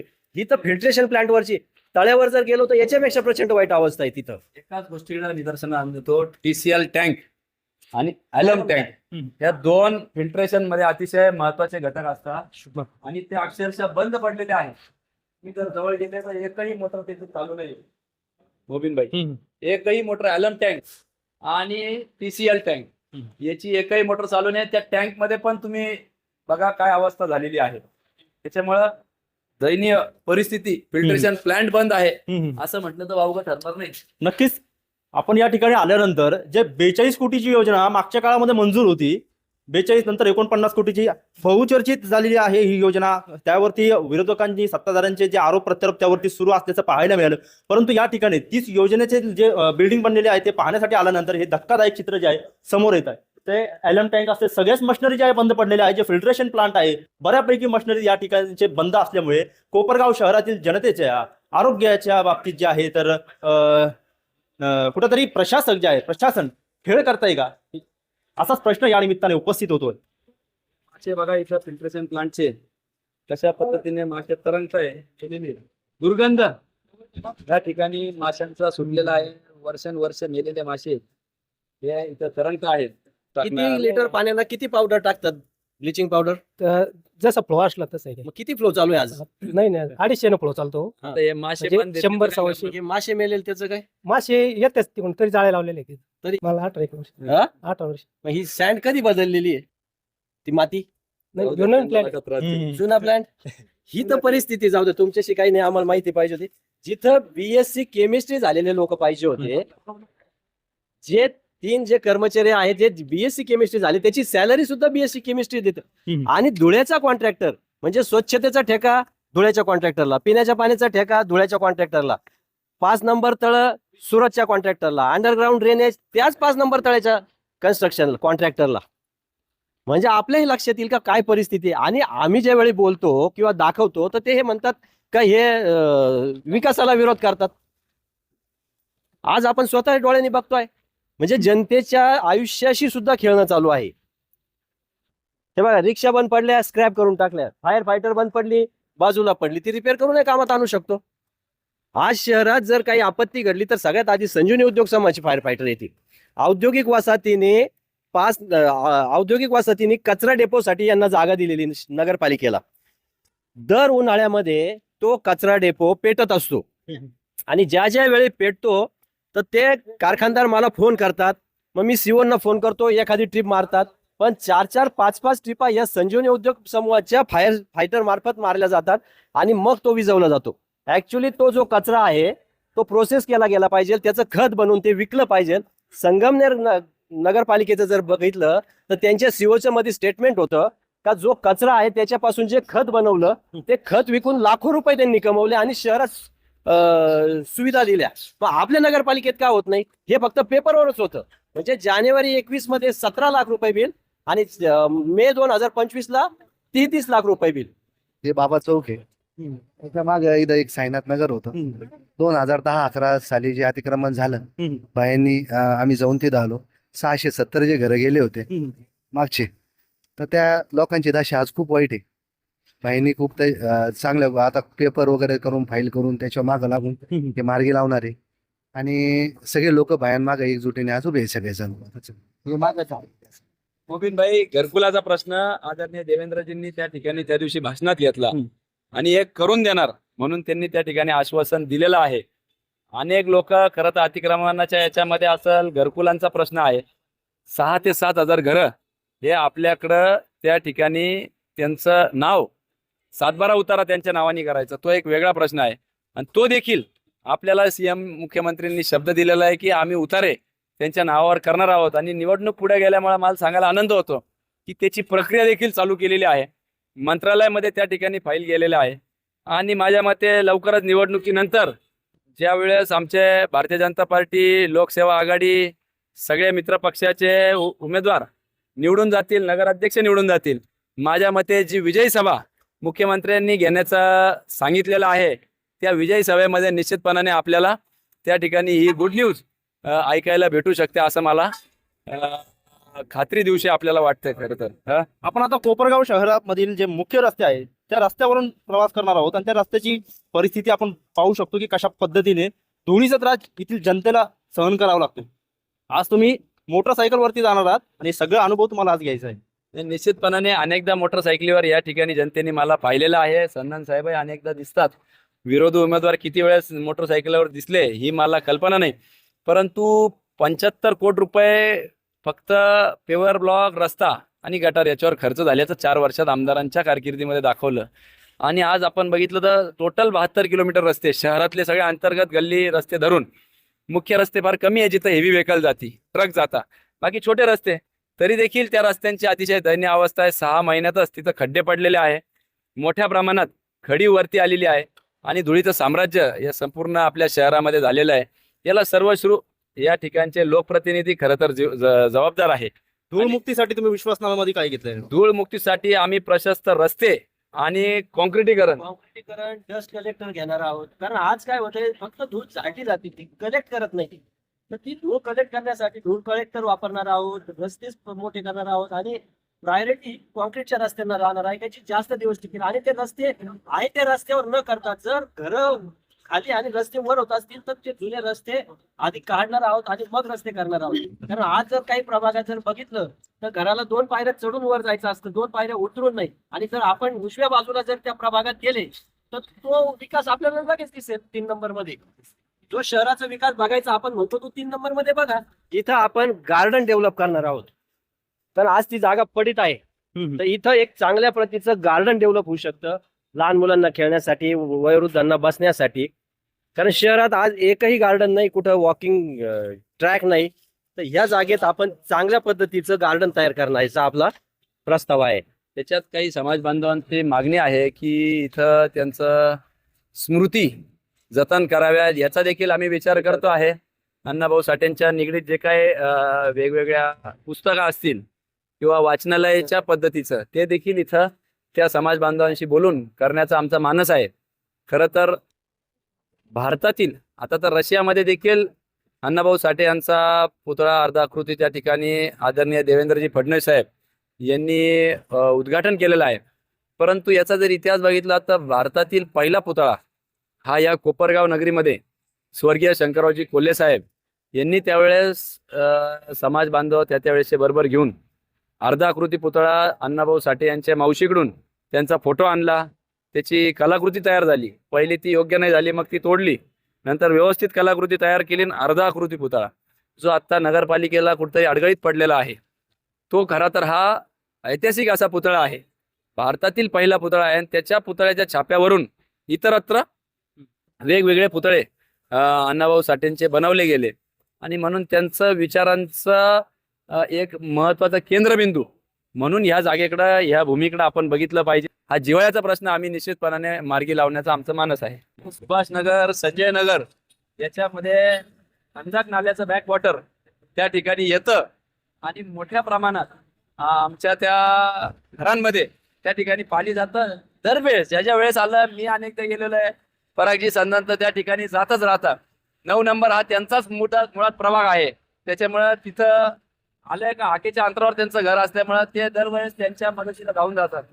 परंतु हा कायमचा जर प्रश्न मिटवायचा असेल तर या खंदक नाल्यावरचं अतिक्रमण आणि त्याचं रुंदीकरण आणि खोलीकरण हे अतिशय करणं महत्वाचं आहे.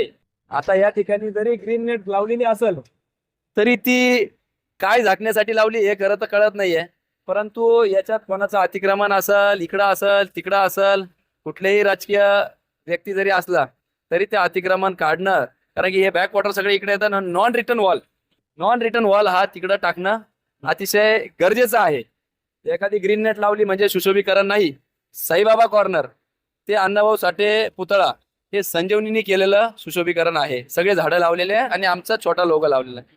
आपण हे जर बघितले मागचे झाडं बघा, सगळे हे सगळे ज्योतिपथ संस्थेने हा केलेला आहे. आणि इथून पुढे आपल्याला नुसती जाहिरातबाजीच त्या ठिकाणी दिसल की म्हणजे एक कुठंतरी काम दुसऱ्याचं आणि श्रेय आपण घेण्याची प्रवृत्ती खरं तर फोफावलेली आहे शहरामध्ये.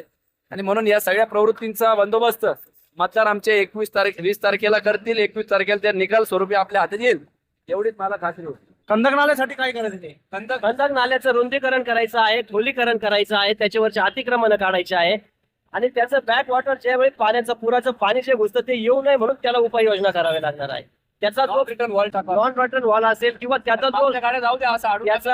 त्याचा जो इनलेट आहे तो जो पॅरल आहे तो थोडा तिरपा करावा लागणार आहे, जेणेकरून पाण्याचा फ्लो तिकडे निघून जाईल. आणि अतिक्रमण निघाले, त्याची लांबी वाढली, रुंदी वाढली आणि खोली वाढली तर ते पाणी शहरात घुसणार नाही. इकडे जर भेटलं संजय नगर, सुभाष नगर या सगळ्या प्रभागात दरवर्षी ते पाणी येतं आणि हा कायमचा प्रश्न झालेला आहे. प्रतिसाद पण दिलेला आहे. अनेक ठिकाणी कॉन्क्रिटीकरण उखडलेलं आहे आणि त्यामुळे धुळीची उत्पत्ती होती, धूळ सर्वत्र पसरती, त्यामुळे प्रवासी नागरिकांना मोठ्या प्रमाणात त्रास सहन करावा लागतो. आणि ज्यावेळेस वारंवार जे आहे तर तुमच्यावरती टीका होती, तुमच्या कार्यकाळामध्ये हा बसस्थानक झालेला आहे. बसस्थानक उलटा केलं, व्यापारी संकुल इथं उभारता आले असते परंतु उभारले नाहीये. नाही असं नाहीये. त्यावेळेस तुम्ही पत्रकारांनीच बातमी लावली होती की बस स्थानकामध्ये झाडं आलेले होते, गळत होतं बस स्थानक, आणि त्यामुळं ते डागडुजी करावी. परंतु ती डागडुजी न करता आदरणीय कोल्हेताईंनी संपूर्ण बस स्थानक नवीन करण्याचा निर्णय घेतला. त्याच्यामध्ये ड्रायव्हरला सगळे वरती झोपण्याची व्यवस्था आहे, खाली सुसज्ज असं बस स्थानक झालेलं आहे. आणि दुसऱ्या टप्प्यात बस स्थानकाच्या असलेल्या लगतची बाजू त्या ठिकाणी बीओटी तत्वावर जे काय त्यावेळेस व्यापारी संकुल उभं करायचं होतं, ती योजना तात्पुरती स्थगित केलेली होती. तो दुसऱ्या टप्प्यामध्ये आपण ते घेणार होतो, परंतु दुर्दैवाने त्यावेळेस आपली परिस्थिती, आपली निवडणूक आपण हरलो आणि त्याच्यानंतर त्या कामाला थोडीशी स्थगिती आली किंवा 5 वर्ष त्याच्यात निघून गेले.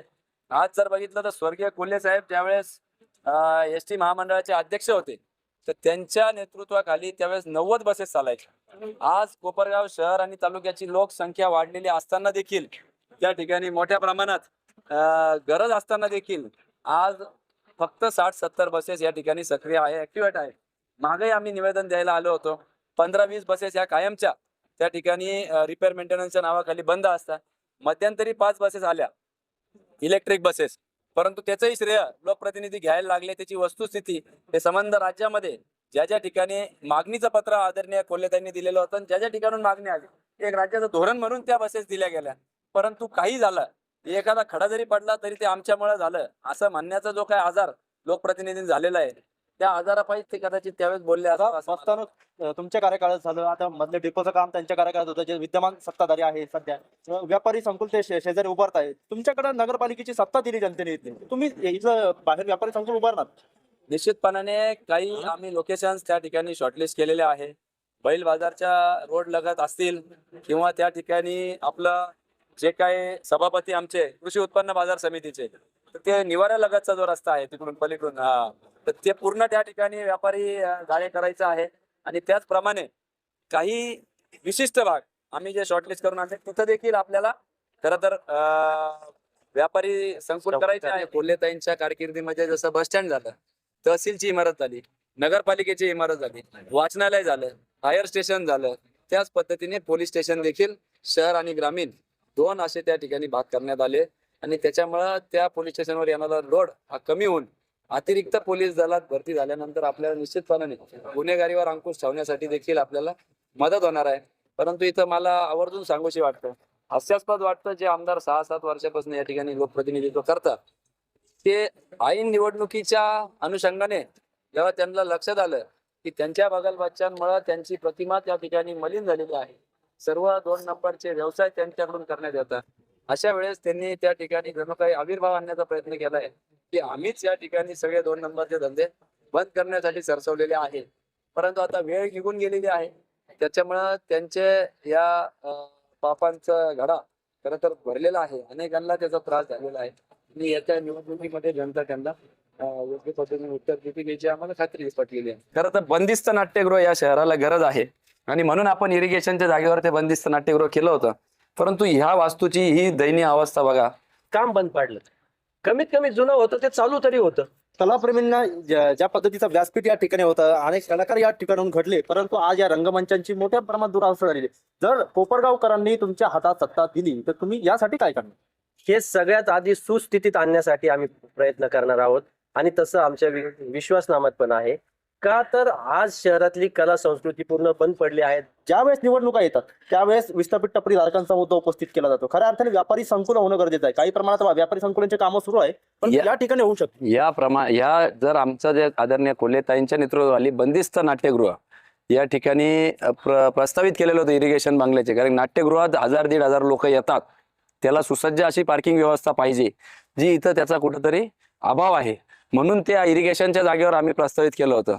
पण निश्चितपणाने ते बंदिस्त नाट्यगृह त्याला खोडा घालण्यात आला. मी सांगितल्याप्रमाणे ते जर झालं तर या ठिकाणी देखील अण्णाभाऊ साठे यांच्या नावाने जी काय वास्तुशिल्प उभी करायची, मग ते हेच नाट्यगृह असेल किंवा व्यापारी संकुल असेल, वेगवेगळे उपाययोजना आम्ही सगळ्या समाज बांधवांशी, व्यापाऱ्यांशी, सगळ्यात प्रमुख घटकांशी चर्चा करून आम्ही करणार आहोत. मी पूर्वी तर नाट्यगृह बघितलेलं आहे आणि आत्ताचं पण पाहतो. आत्ताची जरी दयनीय अवस्था पाहिली तर कोपरगाव शहरात असं वाटतं का इथं कोपरगावच्या नागरिकांना नाट्यगृह नाही, करमणूक केंद्र नाही. दुसरी गोष्ट इथल्या कलाकाराला, स्थानिक कलाकार, जर इथला नाट्यगृह असतं तर इथं कलाकार तयार झाले. इथं शैलेशजी शिंदे आहे, तिरमके डॉक्टर आहे, इथं अजून चित्रपट निर्माते कोपरगाव तालुक्यात 2-3 चित्रपट निर्माण झाले. पण इथे जी दुरावस्था पाहिल्यानंतर अतिशय खेदाने सांगावं लागतं का साहित्यरत्न लोकशाहीर अण्णाभाऊ साठेंच्या नावाने अण्णाभाऊ साठेंनी संयुक्त महाराष्ट्राच्या लढ्यात शायरीच्या माध्यमातून प्रबोधन करून संयुक्त महाराष्ट्र जागा केला. तो आज आपला जो महाराष्ट्र आहे तो 105 हुतात्म्यांच्या बळावर. आणि तेव्हा अण्णाभाऊ साठे असतील, शाहीर अमर शेख असतील, हे प्रबोधन गाण्यातून छत्रपती शिवाजी महाराजांवर पहिला पोवाडा रचण्यात जाऊन गाणारे साहित्यरत्न अण्णाभाऊ साठे. आणि अतिशय खेदाने सांगावं लागतं का 2 वर्षापूर्वी तर काही इथं भूमिपूजन केलं पण त्याचं कोणत्याही प्रकारचं काम झालं नाही. इथं आम्ही 10 वर्षापूर्वी इथं एका आमच्या संघटनेच्या मार्फत, सामाजिक संघटनेच्या मार्फत इथं भिन्न फेस्टिवल 14 एप्रिल आंबेडकर जयंतीच्या निमित्ताने 10 वर्षापूर्वी घेत होतो. तो सलग 4 दिवसाचा कार्यक्रम आम्ही इथं घेत होतो. इथं आता पाहिल्यानंतर असं वाटतंय की ही 50-100 वर्षापूर्वीची वस्तू इथं आहे. पण मोठ्या शहरांमध्ये पाहतोय की कशा पद्धतीने मॉल असेल, मॉलची सिस्टम असेल, इथं देखील शहराचा सेंटर पॉईंट आहे. भव्य अशी जागा या ठिकाणी उपलब्ध आहे. बेसमेंटमध्ये पार्किंग, वरच्या ग्राउंड फ्लोअरवरती काही गाळे व्यापारी संकुल किंवा तुम्ही कसं म्हणताय की ग्राउंड फ्लोअरवरती हे असावं, नाट्यगृह असावं ते, आणि वरच्या मजल्यावर देखील काही व्यापारी हे नाट्यप्रेमींची इच्छा आहे साठी आम्हाला ग्राउंड फ्लोअरला पाहिजे. मी स्वतः जाऊन त्यांच्याबरोबर चर्चा केली, त्यांच्या अपेक्षा विचारल्या होत्या, त्यांचे कार्यक्रम असतील किंवा त्यांचे कोणतेही असेल, मी दरवेळी त्यांच्या कार्यक्रमांना हजर असतो. म्हणून जी त्यांची जी खंत आहे ती मला समजली. तुम्ही जर वाटलं उद्या डॉक्टर तिरमकेंकडे जाऊन बघा, त्यांनाही विचारा का नाट्यगृह कसं पाहिजे, कुठं पाहिजे. त्यावेळेस तुम्ही म्हणता की 2 कोटी रुपये नाट्यगृहासाठी आले होते, ते हाच नाट्यगृह त्यावेळेस नाही ते नाट्यगृह ते बंदिस्त नाट्यगृह करायचं ठरलेलं होतं. इरिगेशनची जागा, येवला नाक्यावरची जागा आहे, तिथं ते करायचं होतं. आणि शासनाची जागा 1 रुपया नाम मात्र भाड्याने घेऊन तिथं ते करायचं होतं का जेणेकरून तिथं पार्किंग आणि बंदिस्त नाट्यगृह चांगल्या पद्धतीने, जसं आपण येवल्याला जाताना उजव्या हाताला बघा बंदिस्त नाट्यगृह आहे, तसं ते करायचं होतं. या कॉम्प्लेक्सचं नाव शाळा नंबर 1 किंवा बोली भाषेमध्ये भूलभुलैया कॉम्प्लेक्स देखील याला म्हणू शकतो, म्हणतात बरेच लोक. ते सुद्धा आता हे त्यावेळेसचं विजन ज्यांनी केलं ते आता उमेदवारी करताय, विजनच्या गप्पा करताय. खरं तर एकदम प्रशस्त असं या ठिकाणी कॉम्प्लेक्स व्हायला पाहिजे होतं, परंतु त्यावेळेस झालं नाही. भाऊ नमस्कार. नमस्कार. त्यावेळेस खरं अडचणीचं अडगणित असं ज्याला म्हणतो की कुठून घुसायचं, कुठून निघायचं, कुठली दुकानं कुठे आहे, आपण आज जाऊ, आता इकडून जायचं तर या कॉम्प्लेक्स मध्ये कुठून आज जायचं तर इकडून आज जायचं म्हटलं, इकडून फिरकं, इकडून इकडं. नमस्कार, जाऊन येतो. योगेशजी नमस्कार. चालू द्या. त्यांचाही मुलाखत घ्या ना. हे असं अंधारमय काहीतरी वेगवेगळं, त्याला कुठंच आगापिच्छा नाहीये आणि कशातच त्याला कुठंच काही नाही, पार्किंगची व्यवस्था नीट केलेली नाही. हे असं अर्धवट त्यावेळेस खरं तर सोडून दिलेलं आहे. हे त्यावेळेस प्रशस्त खाली पार्किंग, वरती गाळे किंवा खाली गाळे आणि वरती पार्किंग, याला आपण टेरेस पार्किंग म्हणतो, अतिशय शहरांमध्ये होतं. तशा पद्धतीने खरं तर करण्याचं गरजेचं होतं. आपण पाहिलं फरक आता एक तर पहिलेच अगोदरच कोपरगावमध्ये विस्थापितांचा प्रश्न आहे आणि व्यापारी संकुल कमी आहे आणि त्यातल्या त्यात अशा प्रकारचे व्यापारी संकुल बांधून ठेवलेले आहे. आता मागील काही काळामध्ये तुमच्याकडे सुद्धा सत्ता होती या ठिकाणची, परंतु त्यावेळेस तुम्हाला हे सगळं 1 नंबर शाळा आहे, याच्या कॉम्प्लेक्स वगैरे या ठिकाणी नवीन वास्तू उभी राहू शकत होती, असं काही सुचलं? सुचलं, पण कसं होतं, शेवटी निधींचे प्रश्न होते. हे बांधून काही फार काळ झाला नव्हता, त्यामुळे लगेच रिडेव्हलपमेंटला जाणं शक्य नव्हतं. कारण याच्या आधीचं इकडे शॉपिंग सेंटर बघा, त्याची सुद्धा प्रचंड वाईट अवस्था आहे. मग अजून ते कॉम्प्लेक्स आहे, लगेच हे कॉम्प्लेक्स रिडेव्हलपमेंटला घेणं शक्य नाहीये. म्हणून हे राहील, कारण आज उद्या हे रिडेव्हलप करायचं जरी म्हटलं तर हे पूर्ण पाडून बांधावं लागणार. कॉम्प्लेक्स असं पाहिजे होतं का जे वरचा मजला बांधता आला पाहिजे होता. उद्या आज जर इथल्याच गाड्यावाल्यांना जर पार्किंगची सोय नाही किंवा ऍक्सेस प्रॉपर नाही, आता आपण एवढे जण आलो तरी गर्दीची ही परिस्थिती आहे, तर विचार करा जर याच्यावर जर अजून 2 मजले बांधले तर खाली काय परिस्थिती होईल. इथं गाळ्यामध्ये येण्या जाण्यासाठी व्यवस्थित रस्ता नाही, मध्ये गाळ्यात असे बांधून ठेवलेले. लोक कुठून मध्ये यायचं आणि भैया म्हणले त्याप्रमाणे भूलभुलैया इकडून जर घुसलं तर नेमकं आपण कुठं निघतो, कोणत्या गाड्यात जातो काहीच समजत नाही लोकांना. आणि अजून एक विषय महत्वाचा आहे, ते सर्व गाड्यांपैकी बरेचसे गाळे पावसाळ्यात गळतात भैया साहेब. खूप गाड्यांमध्ये पाणी येतं. खूप वेळा इथल्या लोकांनी नगरपालिकेला तक्रारी केल्या पण त्याची कोणी काही दखल घेत नाही. नगराध्यक्षासाठी जे उभे आहे त्यांनीच हे त्यांच्या कारकिर्दीमध्ये गाळा बांधलेला आहे आणि मग विजनच्या मोठ्या मोठ्या गप्पा करतात. तर हे असं फेल विजन मॉडेल हे खरं तर त्यांचं आहे, म्हणून आवर्जून हे तुम्हाला खरं तर दाखवायला आणलेलं आहे. आजही ते मोठ्या मोठ्या वाता करता आहे आमदार करोडांच्या गप्पा करता आणि हे त्यांच्याही पुढच्या त्या ठिकाणी गप्पा मारता आहे. म्हणजे केलंय ते आपल्या समोर आहे. हे गाळे गळताय, याची स्वच्छता राखली जात नाही. नगरपालिकेने रोज खरं तर इथं 2 टाइम स्वच्छता केली पाहिजे. गळणारे गाळे क्लिअर केले पाहिजे. अनेक कोट्यावधीचा कर गोळा होतो. ही खरं मी म्हटल्याप्रमाणे एक तर सी शेप पाहिजे होता किंवा पूर्ण चौकन पाहिजे होता. बाहेरचे दुकानं बाहेर आणि आतून दुकानं, एका ठिकाणून एंट्री आणि आत हा सगळा म्हणजे सगळ्यांकडे ऍक्सेस झाली असती आणि वरच्या मजल्यावर पार्किंगला आपण त्या ठिकाणी सुविधा केली असती रॅम्प टाकून. आज बऱ्याचशा मॉल्समध्ये तसं केलं जातं. परंतु आता हे काळानुरूप खरं तर या सगळ्या लोकांना विश्वासात घेऊन यांची मिटिंग घेऊन इथे एकदा काहीतरी त्याचा योग्य तो तोडगा काढण्याची पण काळाची गरज आहे असं मी मानतो. भारतरत्न डॉक्टर बाबासाहेब आंबेडकर सार्वजनिक वाचनालय व ग्रंथालयाला आलेलो आहे. ही आदरणीय ताईंच्या कारकिर्दीमध्ये ही वास्तू, सुसज्ज अशी वास्तू, अनेक वास्तूंपैकी पोलीस स्टेशन, लायब्ररी, नगरपालिका, fire station, bus stand, panchayat समिती या अनेक वास्तूंपैकी ही एक वास्तू खरं तर झालेली होती. परंतु दुर्दैवाने आज हिचा वाचनालयाचं नाव जरी भारतरत्न डॉक्टर बाबासाहेब आंबेडकर असलं तर समता स्टडी पॉइंट म्हणून त्या ठिकाणी आता नगरपालिकेने ते झाकलेलं दिसतंय नाव, झाकलेलं दिसतंय ते नाव. परंतु इथं काही कोटी रुपये खर्च हा नगरपालिकेने केलेला आहे. जवळपास 1.5 कोटी रुपयाच्या वर इथं खर्च केलेला आहे आणि काही लाखांचं फर्निचर आत दिलं. आज जर गेले आपण तर आज सुद्धा गेल्या गेल्या मोठ्याने त्यांचं नाव टाकलेलं आहे, वरती सुद्धा नाव टाकलेलं आहे. म्हणजे एक प्रवृत्ती आता नगरपालिकेने हे बोर्ड झाकलेलं आहे. परंतु 1.5 कोटीच्या वर खर्च करून कोल्हेताईंच्या कारकिर्दीत ही वास्तू उभी राहिलेली आहे आणि त्यावेळेस या वास्तूमध्ये ही सगळं सुविधा नगरपालिकेने केलेली आहे. फक्त या ठिकाणी ठराविक टेबल उभे केले गेले आणि जणू काही ही आमचीच मक्तेदारी आहे आणि आमचंच सगळं काही आहे अशा पद्धतीने त्या ठिकाणी आविर्भाव निर्माण करण्यात आला. आता तर मला परवा माहिती दिली की ते व्हिडिओ काढण्यात आले की हे समता स्टडी पॉईंट म्हणून त्यांनी नाव दिलेलं आहे.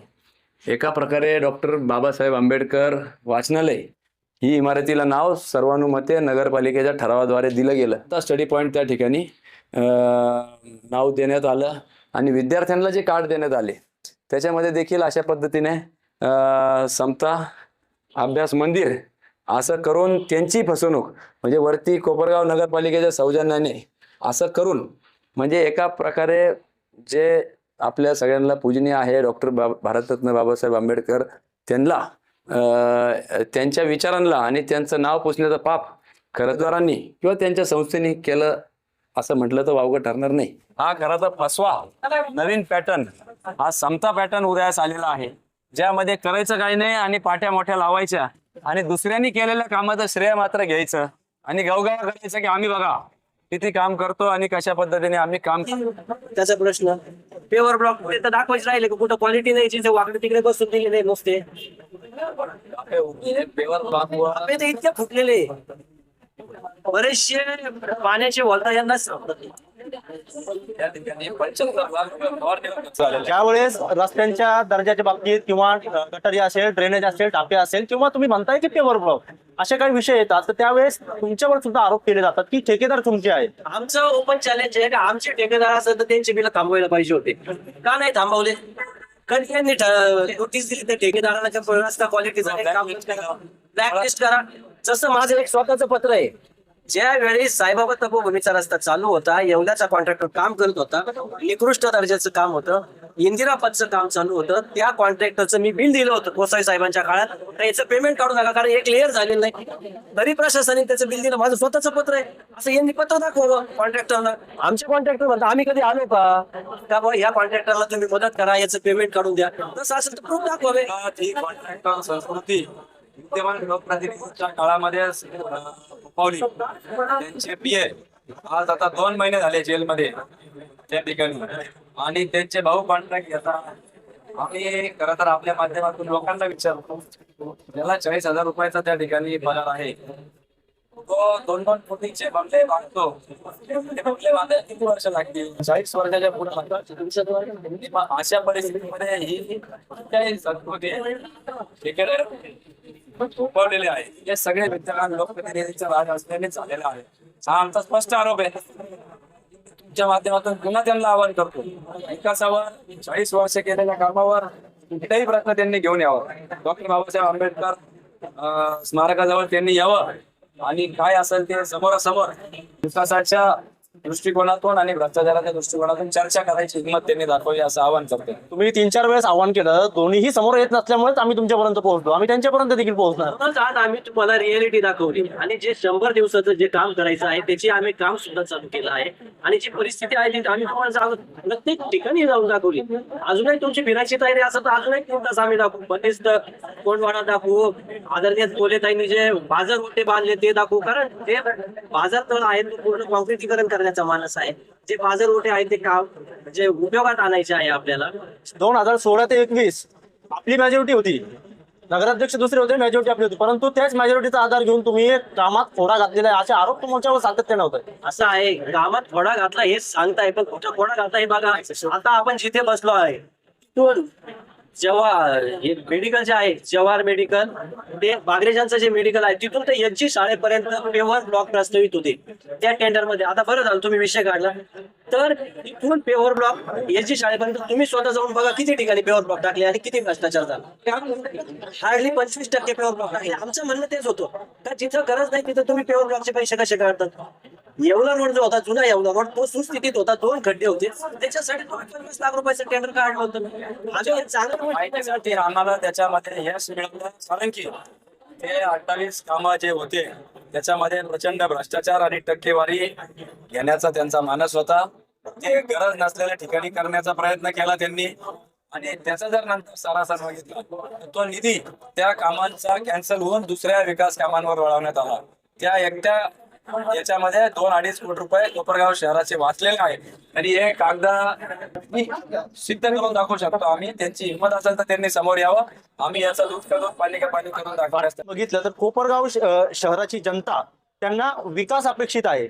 ज्या पद्धतीचं राजकारण सध्या सुरू आहे, आरोप प्रत्यारोप, कुणी दहशतीचं राजकारण, कुणी तसे आरोप करताय, कुणावर हल्ले होत आहे, या सगळ्या गोष्टींकडे तुम्ही कसं पाहता आणि इथून पुढच्या काळामध्ये जर जनतेने तुम्हाला जर संधी दिली तर कसं तुमचं विकासाचा धोरण असेल? इलेक्शन हे विकासाच्या मुद्द्यावर चालू आहे.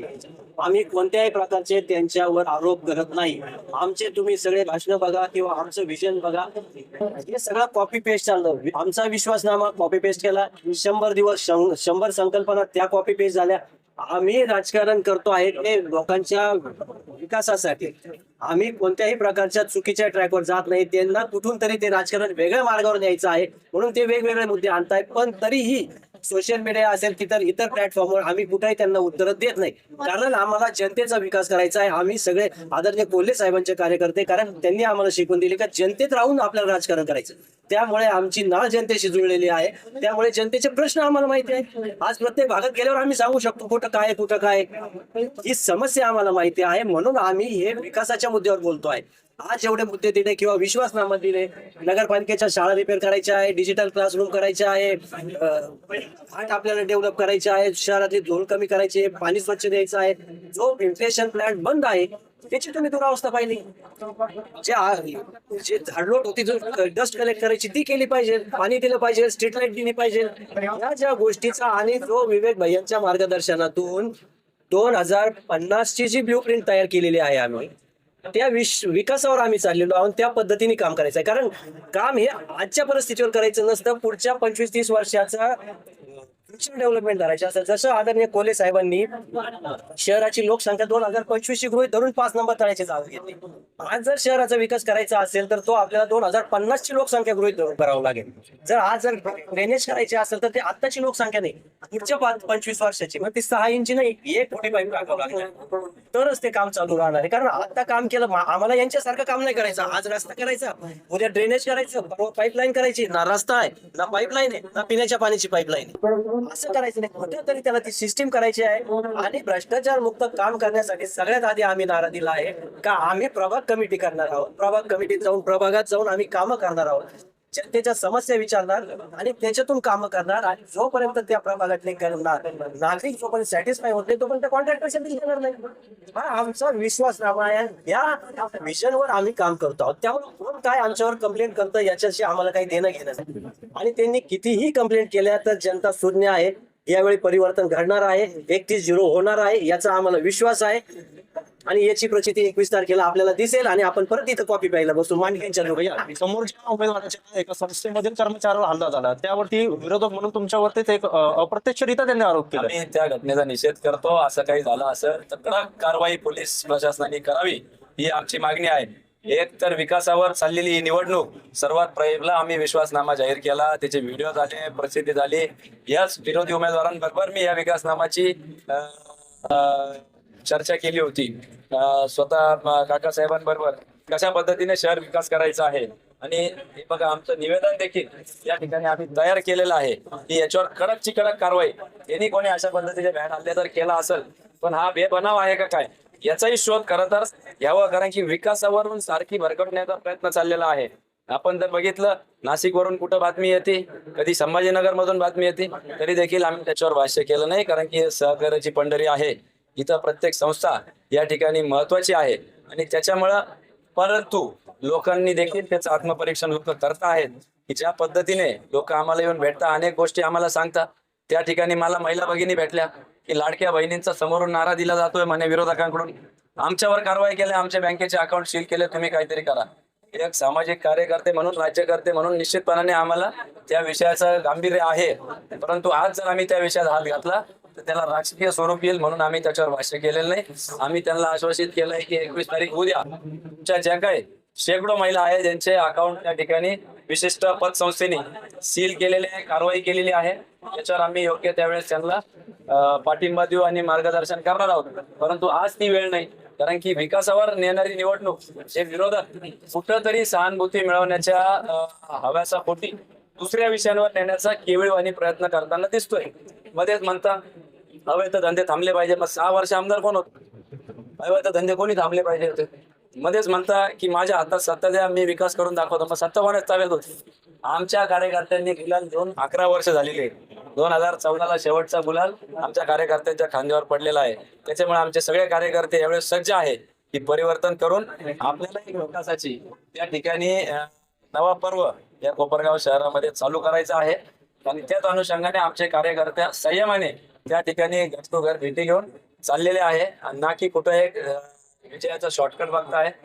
आमचे उमेदवार पराठी संधान रोज संध्याकाळी आमची भेट होती. दिवसाला 11, 12, 13 किलोमीटर त्या ठिकाणी त्यांचा प्रवास होतो. प्रत्येक उमरा येणारे हे सगळ्या याच्यामध्ये एकमेव उमेदवार असतील जे 1 महिन्या 15 दिवसात नगर अध्यक्ष होऊ पाहत नाहीये. ते जवळपास 7-8-9 वर्षापासून त्या ठिकाणी लोकांच्या सुखात दुःखात आहे. इथंच किती वेळ आले असतील विचारा त्यांना. आणि असे चालता चालता तुम्ही अनेक लोक भेटतील तुम्हाला की ज्यांच्या संपर्कात आणि ज्यांचा नंबर त्यांच्याकडे आहे. अर्ध्या रात्री त्यांना फोन येतो. अनेकदा संस्थांची आमच्या संजीवनी उद्योग समूह अँब्युलन्स येतात. सगळ्या गोष्टी उपलब्ध करून देण्यासाठी पुढाकार असतो. आणि म्हणून सर्वसामान्य माणसातील मिसळणारा एक उमेदवार म्हणून त्यांच्याकडं पाहिलं जातं आणि लोकांनी ही निवडणूक हातात घेतलेली आहे. त्याच्यामुळे विरोधकांचे हे सगळे डावपेच फेल होऊन त्या ठिकाणी या धूळमुक्त कोपरगाव करण्यासाठी या धुळीतून कमळ उमलणार म्हणजे उमलणार एवढीच खात्री मी तुम्हाला देतो. आज आपण जर बघितलं तर आपल्याला कुंभमेळा येतोय. आपण आदरणीय देवेंद्रजी फडणवीस साहेबांना विनंती केली की त्या कुंभमेळ्याच्या अनुषंगाने तुम्ही या सगळ्या गोष्टी इथं एक तर रिटेन्शन वॉल पाहिजे आणि घाट पाहिजे. नदी पात्र आपल्याला खेटून चाललेलं आहे आणि त्याच्यामध्ये दोन्ही बाजूनी घाट व्हावे या दृष्टिकोनातून आमचं त्या ठिकाणी इच्छा होती. तशी मागणी आम्ही केलेली आहे. देवेंद्रजींनी त्याला समर्पक असं उत्तर देखील दिलेलं आहे. या ठिकाणी आता आपलं काम त्या दिवशी स्वच्छता मोहिमेच्या माध्यमातून चालू केलेलं आहे. इकडं घाट हे थेट मोठ्या पुलापर्यंत आपण घाट करण्याचं नियोजन आहे आणि या साईडनी देखील या ठिकाणी घाटाचं नियोजन स्मशानभूमीपर्यंत करण्याचं आपण प्रस्तावित केलेलं आहे. भविष्यामध्ये तुम्ही म्हटल्याप्रमाणे कुठेही फिरायला आपल्याकडे संधी नाही. मोठ्या पुलाच्या खाली रिटेन्शन वॉल करून पाणी इथपर्यंत येईल, त्याचा बॅक वॉटर जेणेकरून इथं सुसज्ज अशी बोटिंग किंवा रात्रीचा laser light show, fountain show आणि दोन्ही बाजूनी घाट आणि वॉकिंग ट्रॅक आणि जॉगिंग ट्रॅक किंवा सायकलिंग ट्रॅक करण्याचा आपला मानस आहे. अनेक शहरांमध्ये अशा पद्धतीचे व्यवस्था केलेली आहे. त्यामध्ये कोपरगाव पण आपण शहराचं नाव असावं. हा ऐतिहासिक धक्का जो आहे तो सुद्धा आता पडायला तो पडणार नाही, कारण तो ऐतिहासिक आहे. त्याच्याच पुढे ते तांडेल बंगला आहे, अनेक वर्षांपासून दुरावस्था झालेली आहे त्याची, अजून वापरत नाहीये. त्याच्यासाठी खरं तर निधी आला होता, परंतु त्याचं काय पुढे झालं हे कळलं नाही. कागदावर निधी मात्र निश्चितपणाने आला. खर्च झालेला आणि या रस्त्याची देखील हे पीडब्ल्यूडी आणि नगरपालिका दोघांच्या वादामध्ये या रस्त्याचं हे साईड पट्टा करायला कोणी अजून तयार झालेला गरज निघालेली आहे. नगर पीडब्ल्यूडी म्हणता हा नगरपालिकेकडे वर्ग आहे, नगरपालिका म्हणते आमच्याकडे वर्ग नाही, त्याच्यामुळं याचं काम करायला कोणीच तयार नाही. बेट आहे त्याला जरी देखील पर्यटनाच्या दृष्टिकोनातून जर आपण तयार केलं तर या ठिकाणून बोटिंग म्हणा किंवा त्या ठिकाणी कनेक्टिव्हिटी दिली तर ह्याही साईडचे घाट आपण जर केले. स्वामी समर्थ केंद्र या ठिकाणी आहे. मोठ्या महिला भगिनी आमच्या स्वामी समर्थ केंद्रामध्ये येतात. त्यांच्या लगत या ठिकाणी जर घाट झाला तर निश्चितपणाने त्यांनाही त्याचा उपयोग होईल. कोपरगाव नगर परिषदेची निवडणूक सुरू आहे आणि अशात या निवडणुकीमध्ये आरोप प्रत्यारोपाने ही निवडणूक गाजती आणि त्यामुळे विकासाचे कुठेतरी मुद्दे मागे राहत आहे की काय असा प्रश्न अनेकांच्या मनामध्ये उपस्थित होतोय.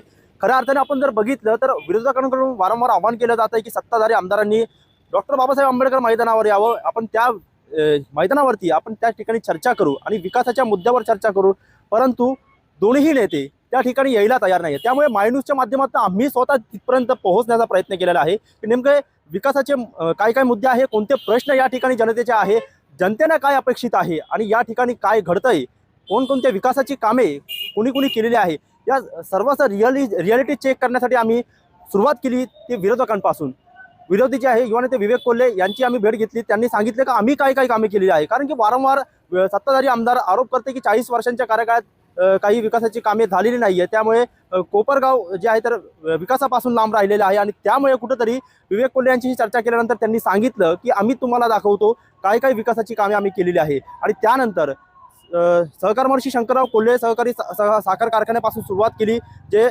रुरल सोर्स कॉल सेंटर संजीवनीच्या माध्यमातून उभारण्यात आलेलं आहे. त्यामध्ये जे अनेक गोरगरीब विद्यार्थी असेल किंवा जे त्या ठिकाणी काम करणारे युवक युवती असेल त्यांचा रोजगाराचा प्रश्न सुटलेला आहे आणि त्या ठिकाणी आम्ही जे युवक युवती आहेत त्यांच्या देखील प्रतिक्रिया जाणून घेतलेल्या आहेत. त्यानंतर संजीवनी युनिव्हर्सिटीमध्ये किती विद्यार्थी या ठिकाणी शिक्षण घेत आहे आणि किती लोकांचा या ठिकाणी रोजगाराचा प्रश्न सुटलेला आहे. त्याचबरोबर पुढे आल्यानंतर औद्योगिक वसाहतीमध्ये जे क्लस्टर आहे त्या ठिकाणी अनेक महिलांना रोजगार त्या ठिकाणी उपलब्ध झालेले आहे, त्याची देखील माहिती घेतलेली आहे. तिथल्या महिलांच्या प्रतिक्रिया आम्ही जाणून घेतल्या. त्याचबरोबर स्टेशन रोडचा प्रश्न असेल, तिथून पुढे आल्यानंतर साईबाबा कॉर्नरवर जे नगर परिषदेचं जलशुद्धीकरण केंद्र आहे त्या ठिकाणी 42 कोटीची पाणी योजना जी नंतर 49 कोटीची झाली, त्याविषयी आम्ही विरोधकांना त्यांच्या कार्यकाळामध्ये झाले असल्यामुळे त्यांना प्रश्न विचारला असता त्यांनी सगळी परिस्थिती दाखवली आणि त्या परिस्थिती दाखवत असताना अत्यंत धक्कादायक माहिती समोर आली आणि त्या ठिकाणी जलशुद्धी केंद्रामध्ये कशा पद्धतीचा कारभार नगर परिषदेकडनं सुरू आहे त्याची देखील पोलखोल जी आहे त्या ठिकाणी झालेली आहे. त्यानंतर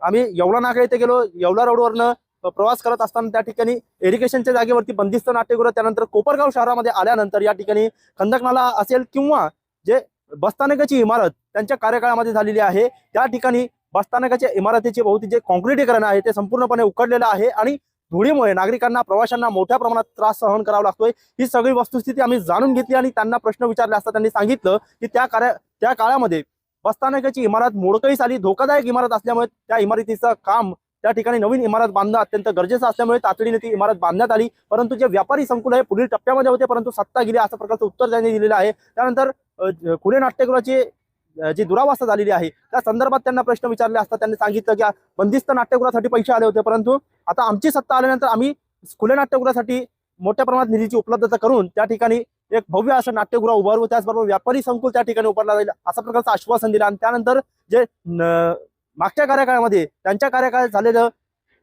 जे वाचनालयाची इमारत आहे त्या संदर्भात त्यांनी माहिती दिली. त्याचबरोबर जे सध्याचे उमेदवार आहे, विरोधी उमेदवार आहे राष्ट्रवादीचे, त्यांच्या कार्यकाळामध्ये जे 1 नंबर शाळेचं कॉम्प्लेक्स झालेलं आहे, व्यापारी संकुल झालेलं आहे, त्याची अवस्था देखील त्यांनी दाखवलेली आहे. आणि त्यानंतर पुढे आल्यानंतर सर्वात महत्त्वाचं म्हणजे कोपरगाव शहरामध्ये जे 28 कामे मागच्या कार्यकाळामध्ये 28 कामे जे शहर विकासाची 28 कामे प्रलंबित होती आणि ते कुठेतरी त्याला खोडा घालण्याचा आरोप जे आहे तर सत्ताधारी जे सध्याचे आहे त्यांनी केला होता. आणि खऱ्या अर्थाने पाहिलं तर न्यायालयात हा प्रकरण गेलं, न्यायालयातून त्याला जे स्टे मिळालं, त्यानंतर कामे थांबली, त्यानंतर पुन्हा जे आहे तर न्यायालयातून माघार घेण्यात आल्यानंतर पुन्हा कामं जे आहे तर सुरुवात करण्यात आलेली आहे आणि 28 कामांचा प्रश्न जे आहे तर मार्गी लागलेला आहे. त्या संदर्भात देखील आम्ही माहिती घेतलेली आहे. त्याचबरोबर गोदा घाटासाठी नेमकं त्यांना काय करायचं आहे, त्यांच्या विचारमधून त्यांना काय करायचं आहे ही देखील माहिती विवेक कोल्हे यांनी सांगितलेली आहे. कॅमेरा पर्सन विशाल लोंढेसह मोबिन खान, माय न्यूज, कोपरगाव.